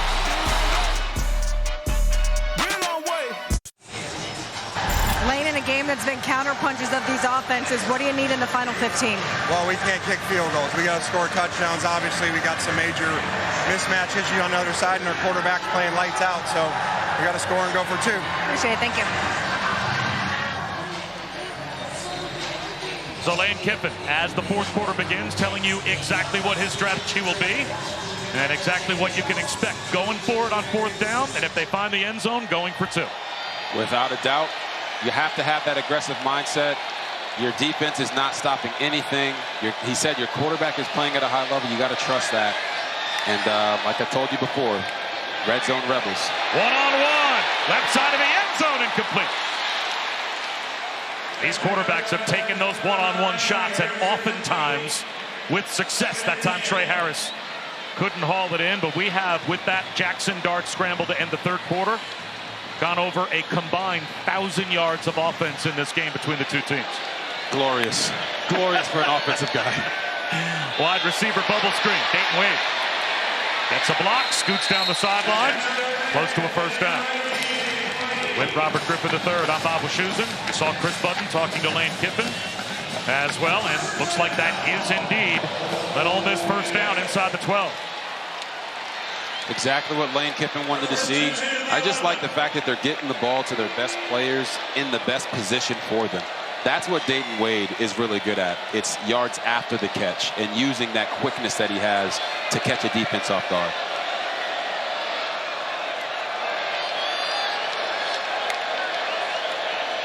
Judkins at the 10. Judkins at the 5. Powers his way to the goal line. Is he across? Yes! There's an Ole Miss touchdown.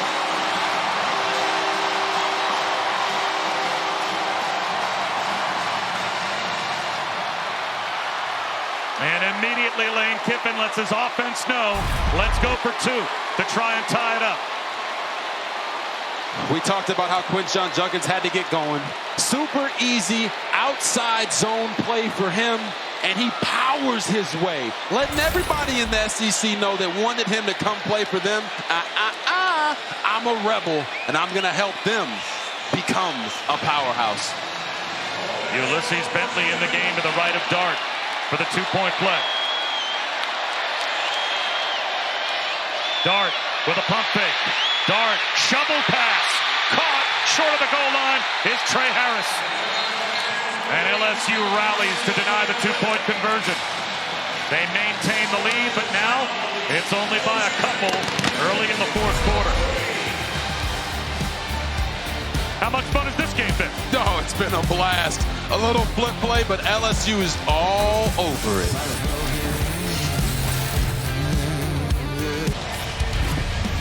It is rocking here at the Vaught as you are watching the SEC on ESPN. Vaught Hemingway Stadium here at Ole Miss. Primetime football in Oxford, and it has been a show put on by the two offenses, 42-40. LSU about to get the football back with a 2-point lead. Ole Miss led 21-7 in the first half. They were outscored 35-13 until that last Ole Miss touchdown as we check in with Matt. All right, Bob, kind of a slow start for Oregon tonight against Stanford, but Bo Nix and Troy Franklin, they finally woken up on the road. Wide open, makes it 28-6 Ducks. And don't forget, coming up tonight, Alabama, Mississippi State. We're going to start Jalen Milroe and the Tide on ESPN News, and then we will move them over to ESPN when LSU Ole Miss goes final.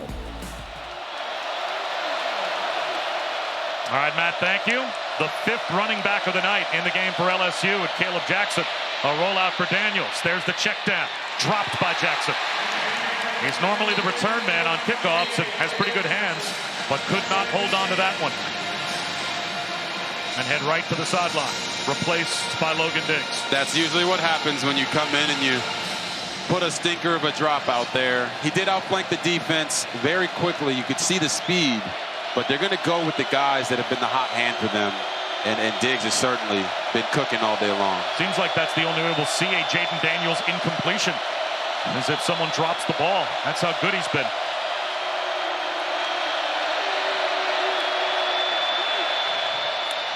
Up the middle. Hammering away is Logan Diggs. He paid the price and gained only 1. Monty Montgomery lowered the boom. 3rd down and 9. If you're watching at home, you got to look for Malik Neighbors. That's where it's all going to start. It might not get thrown to him, but that is where Jaden Daniels is always starting. Because 1, he's a baller, and 2, it opens up the rest of the team. He is to the top of the screen. Widest to the far side right is Neighbors. Daniels looks that direction. Has time. Now it collapses. He lost the football. Got it back. And he's down. Ashanti Sistra gets the sack. A loss of 6 and a stop for the Ole Miss defense. You're going to see Ashanti Sistra kind of being the QB spy, but he realizes that he can go make the play on Jaden Daniels. Almost gets him to turn the football over. Talk about a big play, momentum shifting type of play. And it was actually the defense that made it. Maybe the defenses are going to start showing up here in the 4th quarter, Bob. Only the 2nd punt of the night for LSU. Jay Bramblett will kick it to Jordan Watkins. Barely gets it away and gets knocked down. Flags come out. Watkins on the return for the 32-yard line. He's immediately brought down, but Bramblett was hit. Flags were thrown.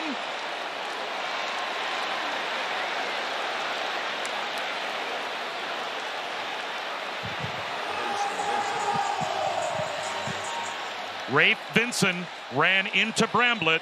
Now the call.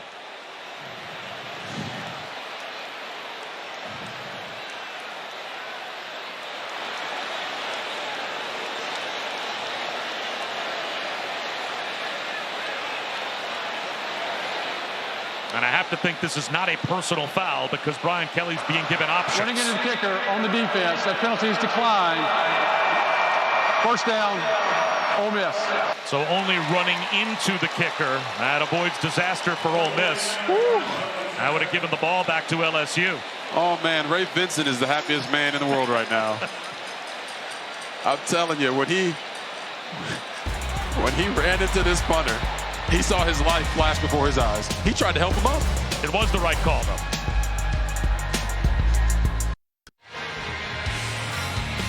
ESPN College Football Primetime is presented by IHG Hotels and Resorts. 18 hotel brands, one loyalty program. Download the app. We've got 82 total points on the board, so the progressive pylon cams have been busy tonight. That was the first touchdown of the game. Judkins on 4th down. A couple of touchdowns for Brian Thomas. Judkins with a touchdown through the air and a touchdown on the ground. Bob Wischusen, Robert Griffin III, Chris Budden. Here in Oxford, Ole Miss back to the offense, down by 2. They fake the toss. Sidearm throw to the sideline, broken up. That was a good read by Zy Alexander. He jumped the route of Jordan Watkins. How about this, RG3? 40 points on the board tonight for Ole Miss. This is their best starting field position. Wow. At their own 34-yard line. So they've been workmanlike today is what you're saying. Bentley finds a cutback leg. Jukes another man. He's got a first down and more. All the way out to midfield. This tackle's continued to be a problem for the LSU defense. Man, Ulysses Bentley is seeing it so cleanly right now. Watch how he knifes through this line, makes a guy miss. He's making the moves before they even know he's past them. Bentley again. 7 more yards on first down. That time Major Burns did make the tackle. I had a conversation with Bijan Robinson, and he talked to me about how, some guys wait till they get to a guy to make a move, whereas he would make the move 3-4 yards away, and the defender wouldn't even know that he wasn't going to be where they thought he was going to be. And that's what I'm seeing from Ulysses Bentley right now. Judkins met and dropped at the line of scrimmage. Aggressive move by Sage Ryan. A loss of a yard. You've seen Ole Miss go to that toss play a couple times. They tried to do a play action off of it. The one that Jackson Dart threw sidearm that was incomplete. It's been an effective run for them because it's getting them out on the edge quickly. Right there, LSU knocked it out. 3rd down and 4. Becomes 4th down and 5. Judkins drops behind the line. Mason Smith with terrific penetration. And Harold Perkins Jr. is down. Oh, man. He immediately rolls over on his back, and the LSU trainers are quick to respond.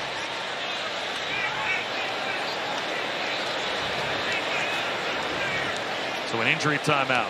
A player that RG3 you said might be the best defensive player in the nation, down and hurt. We'll check when we come back. You're watching a presentation of the Southeastern Conference on ESPN. A new era of the SEC begins in 2024 on ESPN and ABC. LSU fans breathe a sigh of relief. It looks like Harold Perkins Jr. is just fine. He's on the sideline. Ole Miss will go for it on 4th down after that last tackle at the plus 45-yard line. 4th and 4, close to 5. Well, they tried to draw him off sides with a hard count there and almost got him. But if you know Lane Kiffin, he's got ice in his veins. He's going to try to do it looks like a zero blitz. There is no one in the middle of the field for LSU defensively. Got to have your cover zero checks ready. Here they come. There's the slant. Batted down at the line, incomplete. The ball is scooped up, and running with it is Ryan Yates. But that looked to be an incomplete pass. And it is a 4th down stop, the first of the night for LSU. That's a learning moment right there for Jackson Dart. When you get this cover zero blitz, you gotta gain, you gotta lose ground right there. He once again went back to throwing the football as if there was not a defender in front of him trying to knock it down. You got to lose ground, give yourself a passing angle to be able to hit the receiver that you were throwing to, which was open. That's why Lane Kiffin was reacting the way that he did. So on this night where we've had well over 1,000 yards of total offense, Ole Miss fails to score with their best starting field position. This is now the best starting field position for LSU. Logan Diggs pulled down with a flag down.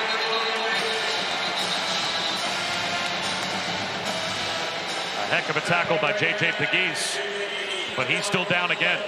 The second time he's been injured. Holding on the offense, number 69. 10-yard penalty, replay, first down.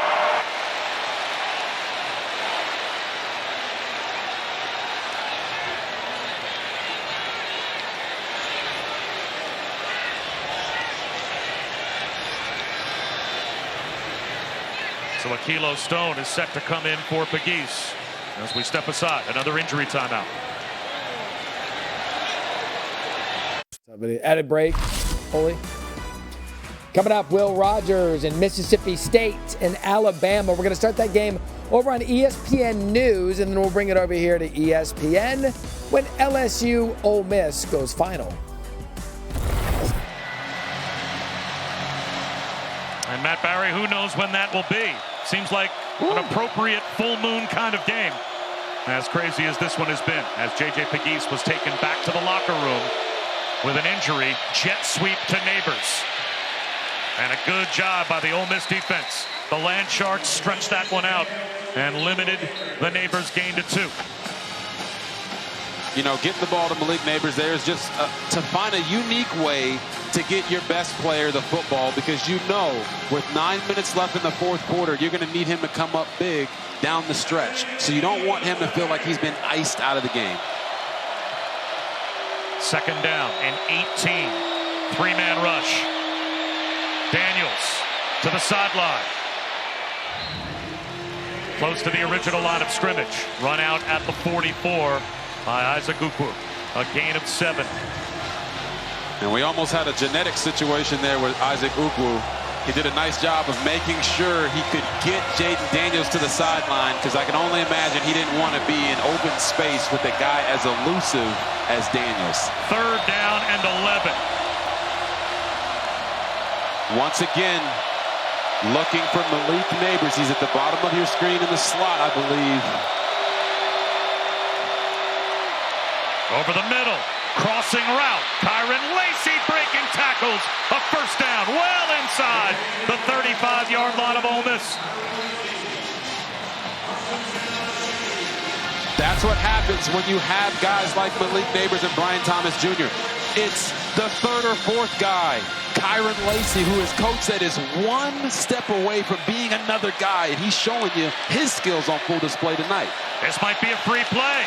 Jaden Daniels, he's going to take a shot. Why not? It was a neutral zone infraction. The catch made by Brian Thomas. He's got another touchdown.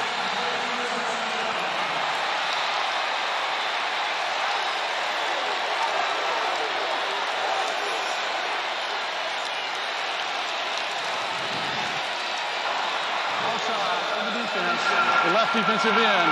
A penalty is declined. Result of the play, touchdown. It's a hat trick for Brian Thomas Jr. His third touchdown of the night. And Jaden Daniels pulled an Aaron Rodgers, and I hope Rodgers is watching tonight, because when you get those guys to jump off sides, you got to throw it deep. And Jaden Daniels isn't just throwing it deep, fellas. He's throwing shade at all these DBs, and his receivers are making plays for him. Now, you're going to see the heel of Brian Thomas Jr. there be out of bounds, but because he got the first foot down, it's a touchdown.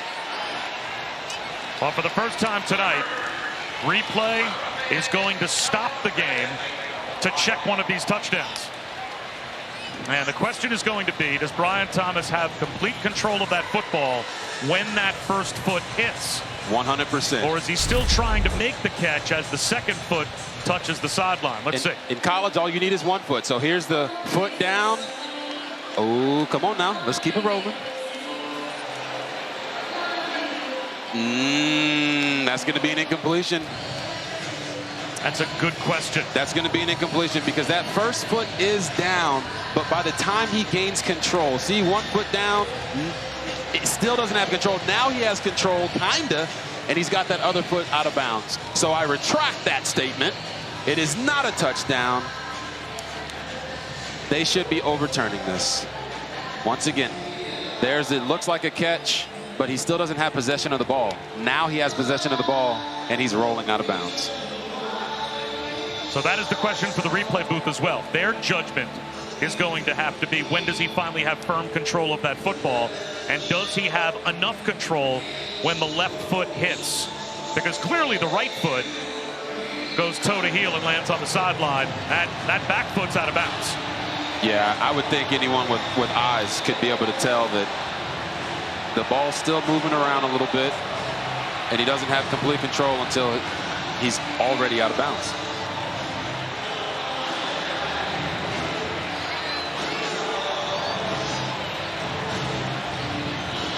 But to your point, Jaden Daniels, that's just smart quarterbacking. It is. Right? He knows, I've got a free play, I've got a big play wide receiver, take a shot and let him, because it's 0 negative consequences. Yeah, and his guys have been making him right all night long.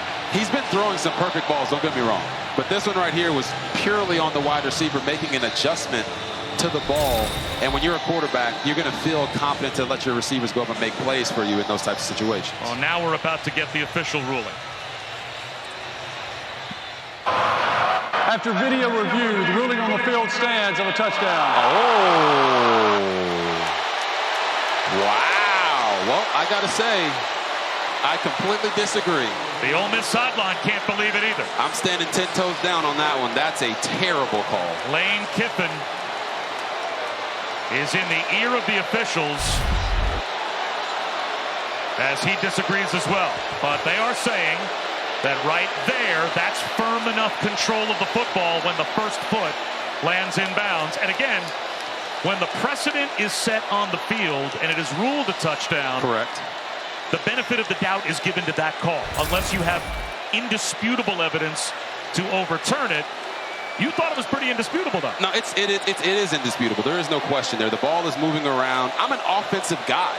So if I'm an offensive guy and you're telling me that's a touchdown catch when the ball is clearly moving around, it's just not true. And right now, the student section disagreeing with the call, but showing their disgust in the worst possible way, because they have to make an announcement here in the stadium to stop throwing things on the field. I think Chris Button is down there as well. Let's go down to Chris. Ryan Kelly is irate because they were lined up to play and beer cans, full water bottles being hurled at their players. He certainly has the right to be irate, because the last thing you should ever see is that. Yeah, you don't want that to be happening. I understand that it was a bad call. It was a bad call, but you got to let these guys play the game, and the refs made their decision, and they're moving on from that. But, Bob, you've known me for, what, 5 games? And yes, our long relationship. You know that I love points. I love offense, but when you get a call that wrong, it impacts the game, and that should never happen. Ramos for the point after attempt.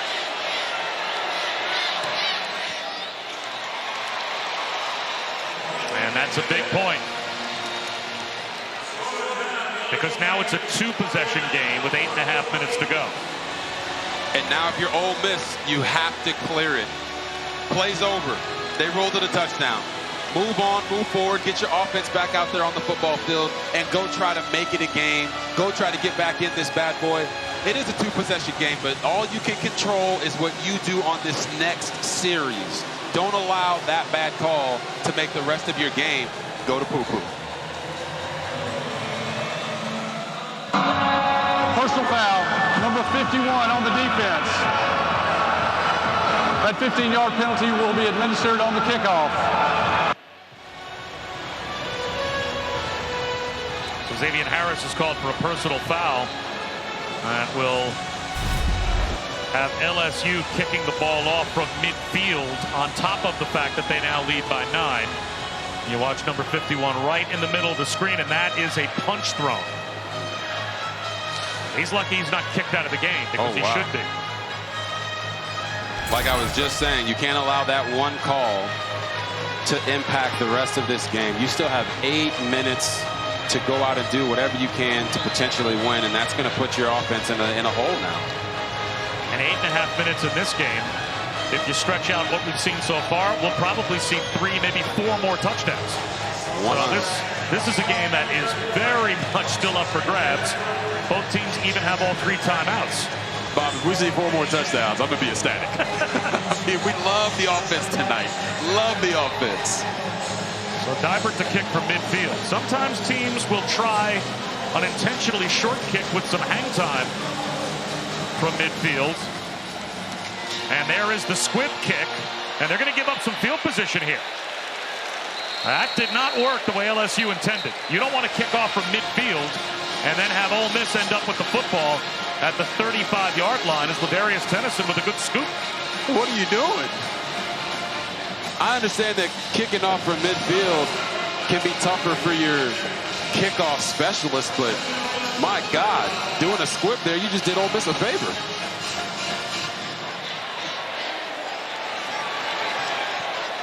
So much better field position than Ole Miss. You would think they would end up with at their own 35-yard line. But now they're down by 2 scores with 8.5 minutes to go. Dart off play action. Nice pump fake. Being pursued. Heaves it to the sideline. He was outside the pocket. Got the ball past the line of scrimmage, so no danger of intentional grounding. Let's check in with Matt. Okay, Bob, quickly, want to let all the Alabama and Mississippi State fans know we've put your game on ESPN News for now. When LSU Ole Miss goes final, we'll move it back over to ESPN, but they have kicked in Starkville, Alabama and Mississippi State on ESPN News. And we're about 8 minutes and 24 seconds away from getting you to Alabama, Mississippi State. Judkins. Bottled up behind the line of scrimmage. It'll be 3rd down and 11. After that tackle for loss, Whit Weeks helped out by Mason Smith. It's exactly what defensive coordinator Matt House said they needed to do. Make Ole Miss play behind the chains. Whit Weeks rallying to the football there for a loss, tackle for loss. Now they're putting them in a situation late in the game that they don't want to be in. 3rd and 11. There's not many great plays for downs and distances like this, but they have been trying to get it to Prescorn a lot in these situations. Prescorn the motion man. Long throw, hauled in by Trey Harris. Breaks a tackle. He's got a 1st down. Jukes down the sideline. Carries a tackler down to the 31-yard line. Denver Harris missed the tackle on Trey Harris, and it results in 35 yards for the Rebels.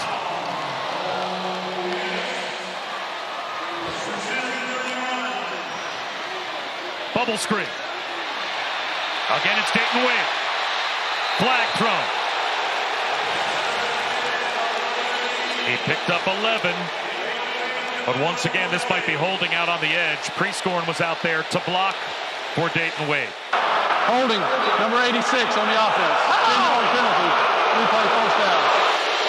We've seen that a couple of times, Robert. The hold in the open field's tough to disguise when you're blocking for the bubble screen. Yeah, they are, and you're going to see it right here. Prescorn, really, he might have blocked him too good, Bob. Anytime these guys get outside with speed and space, you have to let them go as soon as the guy gets near you. Otherwise, they're going to see that little jersey tug that they talk about, and they're going to throw the flag. A spot foul, so it nets 6 yards on the penalty. 1st and 16 for Ole Miss. You want to try to get half the yards back here.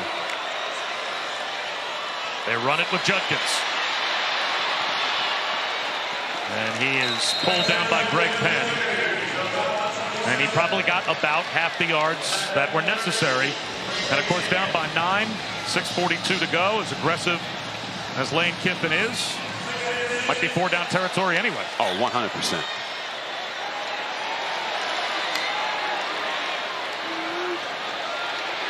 Wade makes a move. 1st down, and then some. Out of bounds at the 12. Ashton Stamps, true freshman, in coverage. Surrenders 15 yards. And like we talked about, getting Jaden Wade the ball in space, that's what he does best. LSU's corners are still playing super soft coverage, man. Judkins down inside the 10 to the 6-yard line.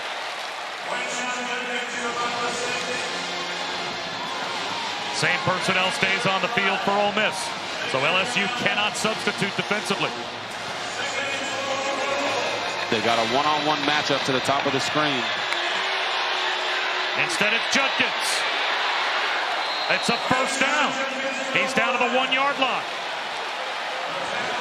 Whit Weeks, Andre Sam, they were there. They saved a touchdown, but it's first and goal. Just straight bully ball, running it right down the pipe. I'd do it again. And they do. Judkins gets the push. There's a pile up at the 1-yard line. LSU gets the stop on first and goal. Sage Ryan came up to make first contact. And now LSU's going to try and substitute. Yeah, don't underestimate how that hit in the backfield by Sage Ryan can impact the running back. Quarterback sneak. Jackson Dart gets the push. Flags down. He's in for a touchdown.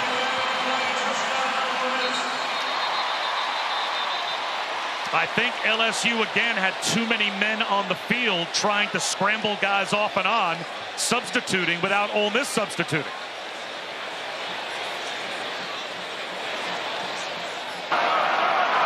Illegal substitution on the defense. That penalty is declined. Results of the play, touchdown. So there is the touchdown for Ole Miss. 5:06 to go. And they will now try the point after as they're down by 3. And here's the touchdown. Just a quarterback sneak. They tried to bring in a little... I heard that it's not the tush push anymore, guys. I've heard it's called the brotherly shove. So they tried to get pre-scoring to get in there and do that for Dart, but he didn't even need it.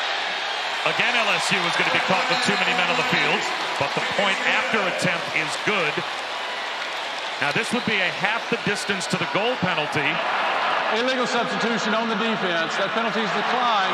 Results of the play, the try is good. And even going half the distance, there's no math for a 2-point try makes sense. So they leave the point on the board and decline the penalty. 5:06 to go. What is LSU just keeps trying to play with 12 men on the field? What are they, Texas A&M?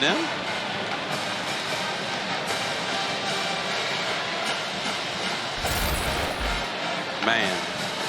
Between these two teams, 10 combined trips to the red zone. Right. 8 touchdowns in those 10 trips. So it's the rare stop where one of these teams can hold the other to a field goal. That's happened a couple of times, and now that's exactly the situation that Ole Miss defensively finds themselves in. Bob, you're speaking my language. I talked about it. Hold on, go ahead and get this promo real quick. All right, I will. Next Saturday, we'll have the Red River rivalry game, Oklahoma, Texas at the Cotton Bowl. Noon Eastern, 11 a.m. Central on ABC and the ESPN app. You know, you're new to TV, but really not enough O's and smooth. No. For that listen, transition. That was very good. We got to make money up here too, okay? But I talked about it in Threes Keys. Red zone rebels. Both teams have to try to find a way to hold the other team to field goals in the red zone. And you're seeing right now, it has been the difference in the game. It's going to be even more important here down the stretch with 5 minutes left.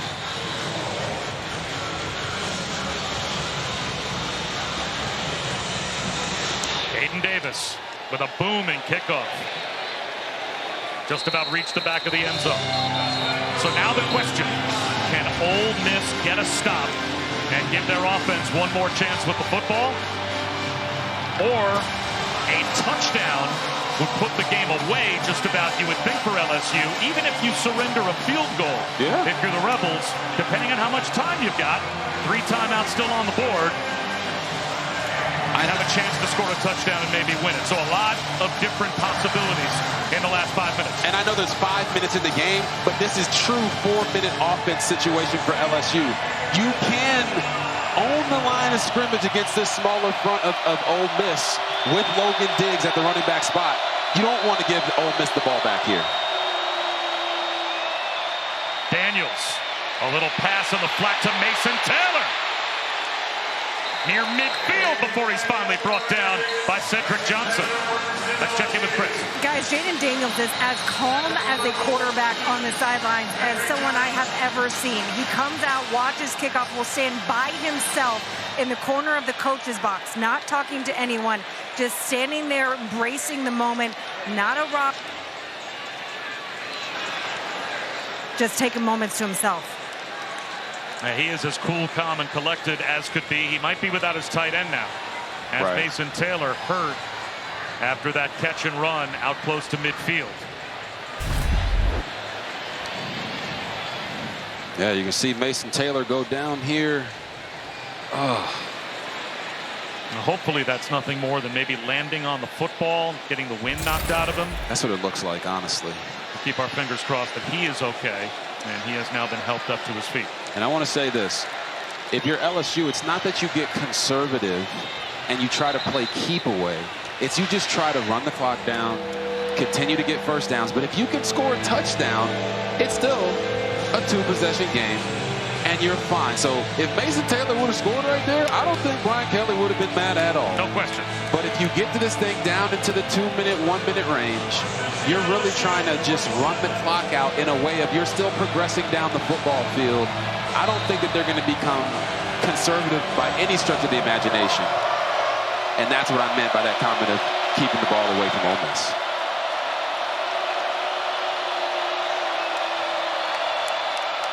Nice fake by Daniels, allowing him to escape and cross the 50-yard line. Now both of these teams play very high-tempo offense. Trey Washington on the hit. Trey Washington is hurt. DeMarco Williams is also hurt for Ole Miss. So 2 more injuries on this play for the Rebels.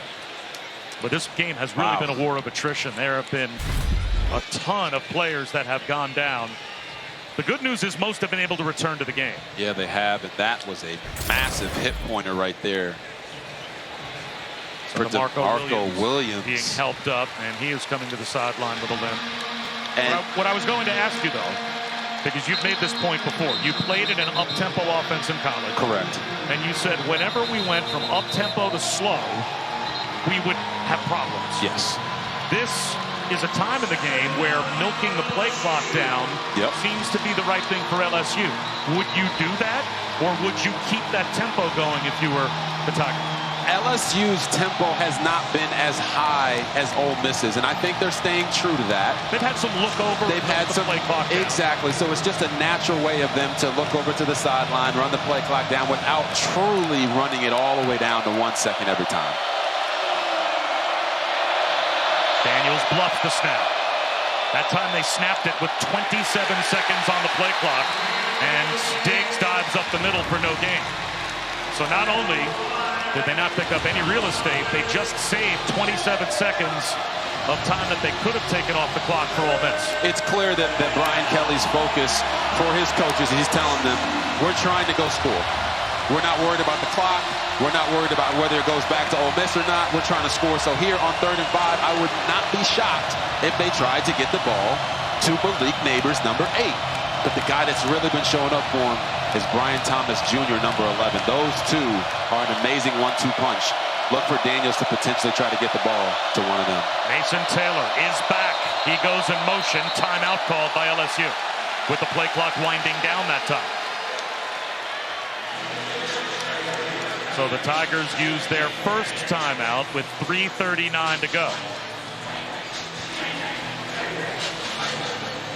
49-47 with 3.5 remaining in the 4th quarter. And the 4th quarter alone has had its share of highlights. Oh, yes, it has. And here you got Quinshon Judkins making moves, running the LSU defenders into the end zone, but they don't get the 2-point conversion, even though Jackson Dart does a little Mahomes flip to Trey Harris.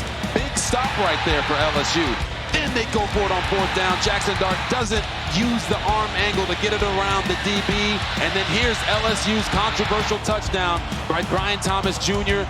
Hey, was the ball moving? Was it not? I had my feelings, but the ref said it could not be overturned. And look at the reaction from LSU. That's a game-changing play. Well, a chance for a game-changing play here for Ole Miss defensively if they can get a stop. Neighbors in motion. Daniels on the move. was under pressure, bottled up, and brought down. He tried to get the ball to Neighbors. Sistrunk was there first. Great coverage by the Landshark defense. And they get the stop they needed. That's their third sack.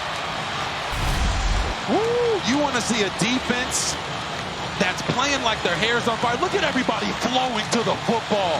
Get your hat to the ball. Don't give him an opportunity to use those sweet feet to potentially get a first down. The coverage was there. They lifted that man up to the sky like he was Jesus, letting them know they're going to put him on the cross right there.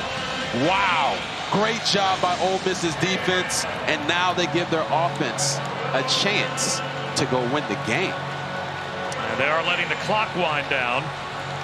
The play clock goes down to 0, and there is a delay of game flag that is dropped. Delay of game on the offense. 5-yard penalty. Still fourth down.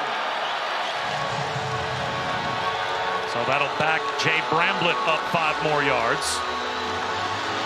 And Jordan Watkins will be hoping for a chance to return. So Ole Miss is about to get the ball back with timeouts. And for the pace of their offense, plenty of time on the clock. Oh, yeah. Told you this is going to be a great finish, Bob. We're in for a doozy. Bramblett. A wobbly kick that's short. Flag thrown. It takes an LSU roll to the 23-yard line. Only a 33-yard punt. But holding, it looks like, is going to be the call against Ole Miss.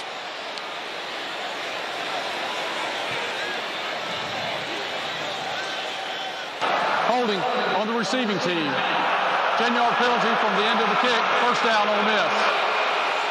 Well, going the long field has been a problem all night for these offenses, but this is really going to be the long field now for the Rebels as they'll start at their own 12-yard line. Yeah, that penalty's no bueno. Pushing the offense back. Now they can score in 10 seconds. You see the guy at the bottom that they're calling holding on. Oh, wow, he almost tackled that man. Try to put a WWE move on him. In case you're wondering, Caden Davis against Tulane a few weeks ago made a career-long 56-yard field goal. So he has a very strong leg if just getting into field goal range becomes the issue here for the Rebels. A fake by Dart. Quarterback run out close to the 20-yard line. Good yardage on first down, close to 8. No lie, Bob. They have run that run play at least 15 times tonight. And now getting Jackson Dart to go down the middle of the field is the quickest way to get them closer to a touchdown. Judkins, first down. That same alley. Exactly. Basically the same cutback into the same real estate, and they move the chains. We talk about it all the time. We learned this when we're young. Hey, the fastest way to get from point A to point B is a straight line. Well, they've been going sideline, sideline, sideline. Now they're trying to get vertical, and that's a great plan, especially with this LSU defense being tired. Judkins again. Dives across the 30. A gain of 5, and the clock rolling. 1:45 to go. Another thing that's not really being talked about or seen is the fact that LSU is giving Ole Miss a light box a lot right now. And they're taking advantage of it. Judkins almost broken. Out to the 44-yard line. Andre Sam might have saved a touchdown. 100% he did. This offense talked to us, or their offensive coordinator, Charlie Weiss Jr., said they want to keep the defense off balance, keep them on their toes. They've been doing that the entire game. This defense does not know what is coming at them, and now they're covering down, playing man to try to get an extra guy in the box. That could leave some one-on-one matchups on the outside. Crowd getting a little antsy. There's Dart up the middle. Ankle tackle after only 2 yards by Whit Weeks, and that forces a timeout. But once again, Dart looked over to the sideline, and as you said, is he counting bodies and almost forced to keep the ball on the ground because of the numbers in the tackle box? Well, right there, it is a light box, but because they have 4 wide, it makes their alleys for the running back to be able to get there. They're trying to set them up for a play action off of that run play right there. And I'm telling you, watch. You see them covered down to the 3 at the top, covered down here to the receiver at the bottom.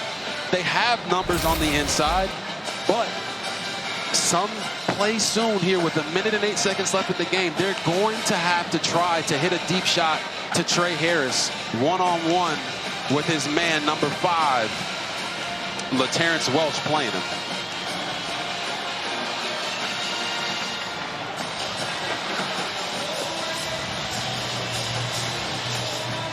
So after the first timeout called by Ole Miss,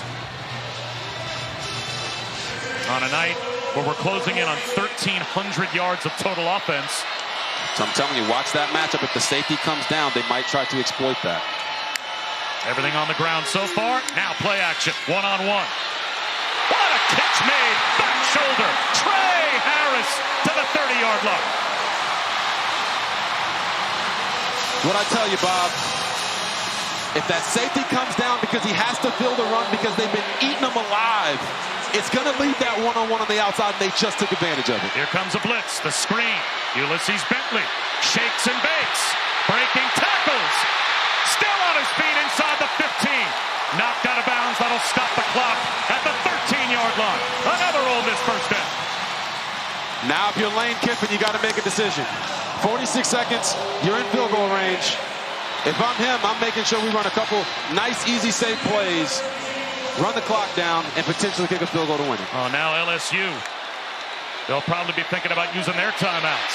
Harris makes a man miss. Pay dirt. Touchdown.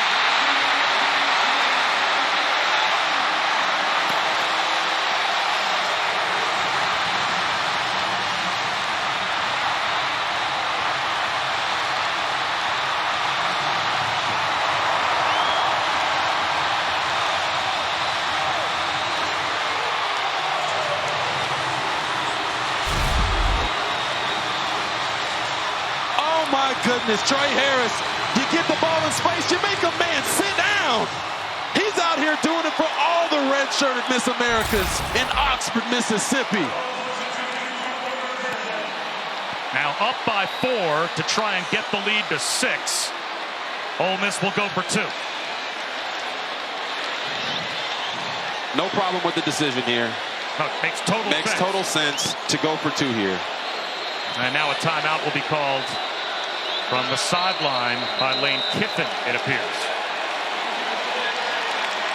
39 seconds on the clock. Still 2 timeouts left for LSU. And they have had quick strike ability as well. But how about this drive? The job done on the ground.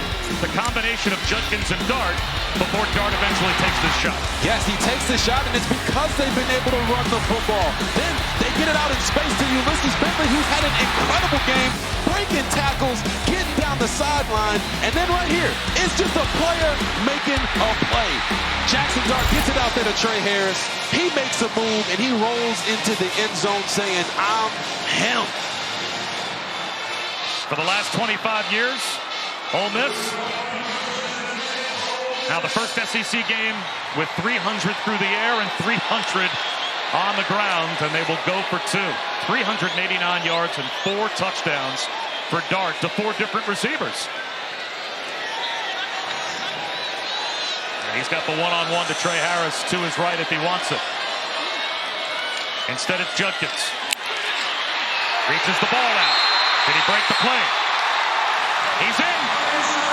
The 2-point conversion successful.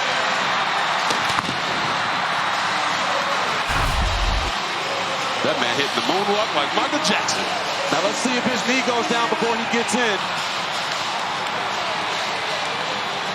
Maybe we can slow it down a little bit. It looks like he got in there, though.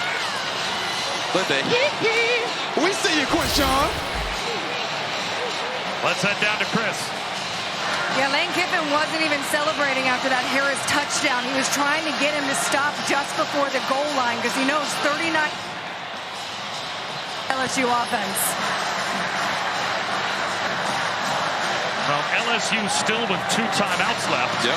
So you are playing with fire a bit. Yes. If you lay down there inside the 5-yard line. You could certainly make an argument that that is the play. But now you're snapping the ball, and who knows what might happen. And you're also having to connect eventually on a field goal. Yep.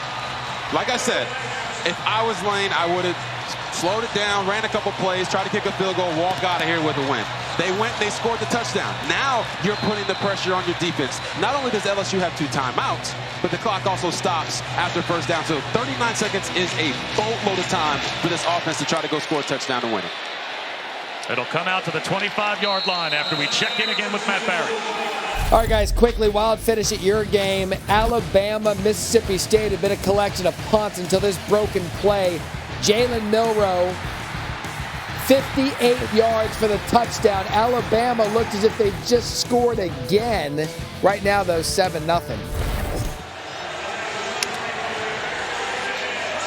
We've got a lot more than 7-0 on the board here, and it is bedlam at the Vaught. Everyone on their feet, every Ole Miss fan urging their defense on, but Jaden Daniels with a chance to pull this one out of the fire for LSU. Empty backfield, 3-man rush. Daniels gets it started with a crosser. Chris Hilton breaks a tackle. Hilton down the sideline. What a great start for LSU. He's marked out at the 33-yard line of Ole Miss. Picked up 42 yards on the catch and run. Well, if you're trying to go win a game, this is exactly how you do it. You know Ole Miss is going to be playing soft. Throw it underneath, and then Chris Hilton Jr. said, don't forget about me. Right down the sideline, putting this team in position to now obviously take shots towards the end zone. And it only took 9 seconds off the clock. Beautiful play. Daniels dropped. The down and out, missing Kyron Lacey as he couldn't hold on. 26 seconds to go. Again, 2 timeouts for LSU. So now, in the biggest drive of the game, honestly the biggest drive of their season, they have not attempted to throw the ball to their 2 best players in Brian Thomas Jr. and Malik Neighbors. Look for them to try to get them involved right here on 2nd and 10. Widest to the far side right is Neighbors. Part of the trip set. As well, to the top of the screen is Brian Thomas. Daniels looks left instead. Almost threw an interception. Deshaun Ganny Jr. jumped the route, and he had the game in his hands and couldn't hold on. Oh, my Lord. Jaden Daniels breaks to his left, and Deshaun Ganny just showed us why he plays DB. You got to make that catch for your team because it puts the game away. Now they got to clear that and not allow that drop to be an emotional roller coaster for them here in these last 19 seconds. 3rd down and 10.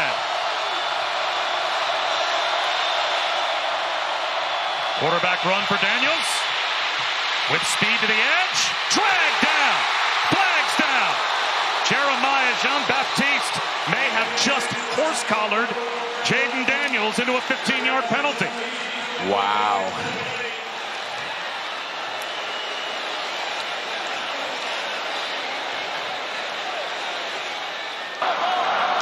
Personal foul, horse collar tackle on the defense. 15-yard penalty will be added to the end of the run. 1st down, LSU.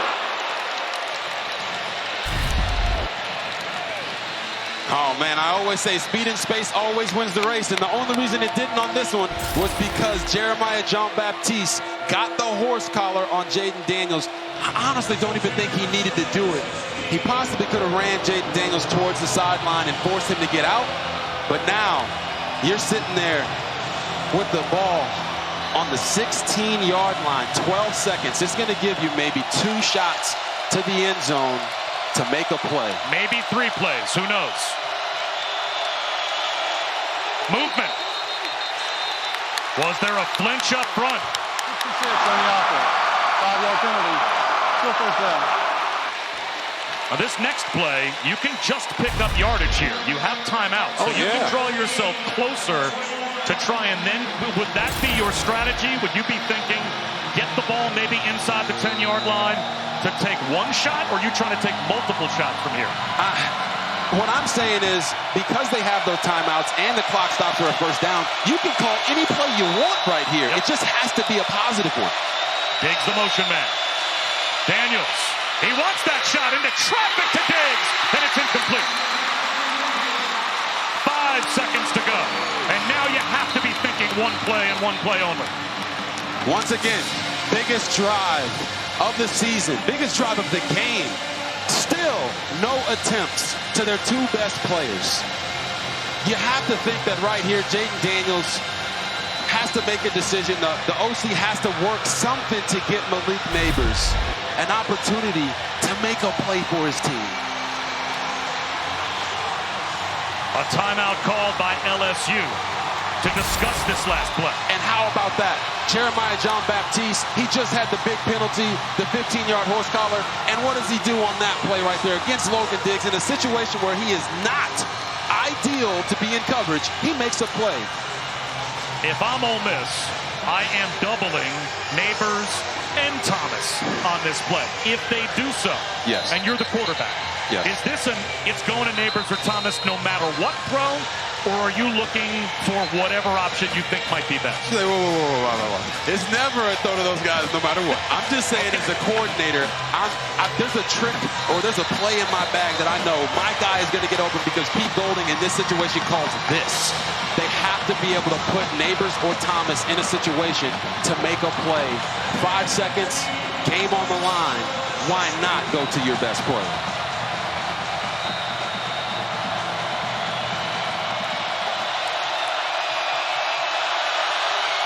One last gasp. Flags down. Another false start. Number 8 on the offense. 5-yard penalty. Still second down. And Malik Neighbors was the player that flinched. So this will move the ball back to the 26-yard line and make it that much more difficult. Now you're going to see Pete Golding. You see the 3 deep across in the end zone. They're playing a defense that's going to force them to have to rally up and make a tackle if LSU throws it underneath. Neighbors and Thomas side by side to the right. Daniels looks left. Timeout called. And granted to Ole Miss. Ole Miss.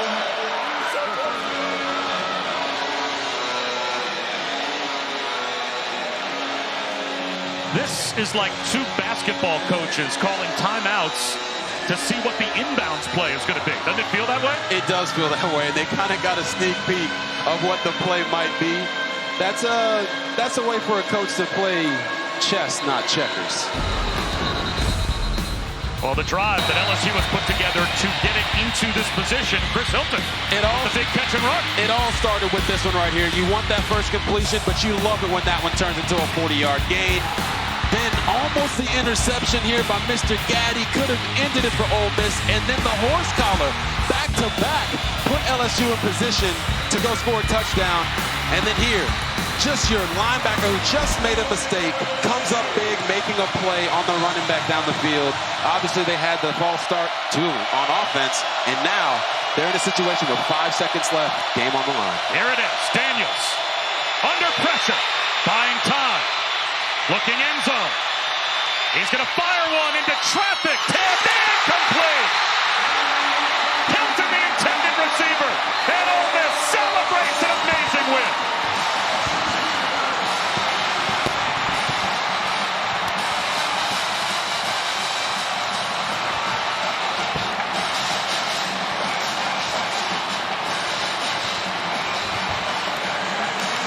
Revolution in Oxford, Mississippi.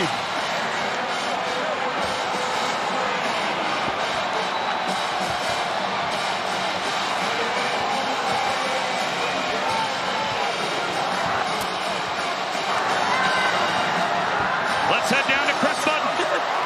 Coach getting a hug from his quarterback. Every time your offense needed to respond, it did. What can you say about the way that Dart and the rest of those guys? I'm really happy for our players, fans, electric atmosphere. You say about me, man, our players played their butts off, and we stopped them when we needed to, finally. You told me that on Sunday and Monday it was tough inside that building. They responded. What are you most proud of? Yeah, that's a hard game to come back from, and they played their ass off today, and we scored more than they did. What's all this like? All right.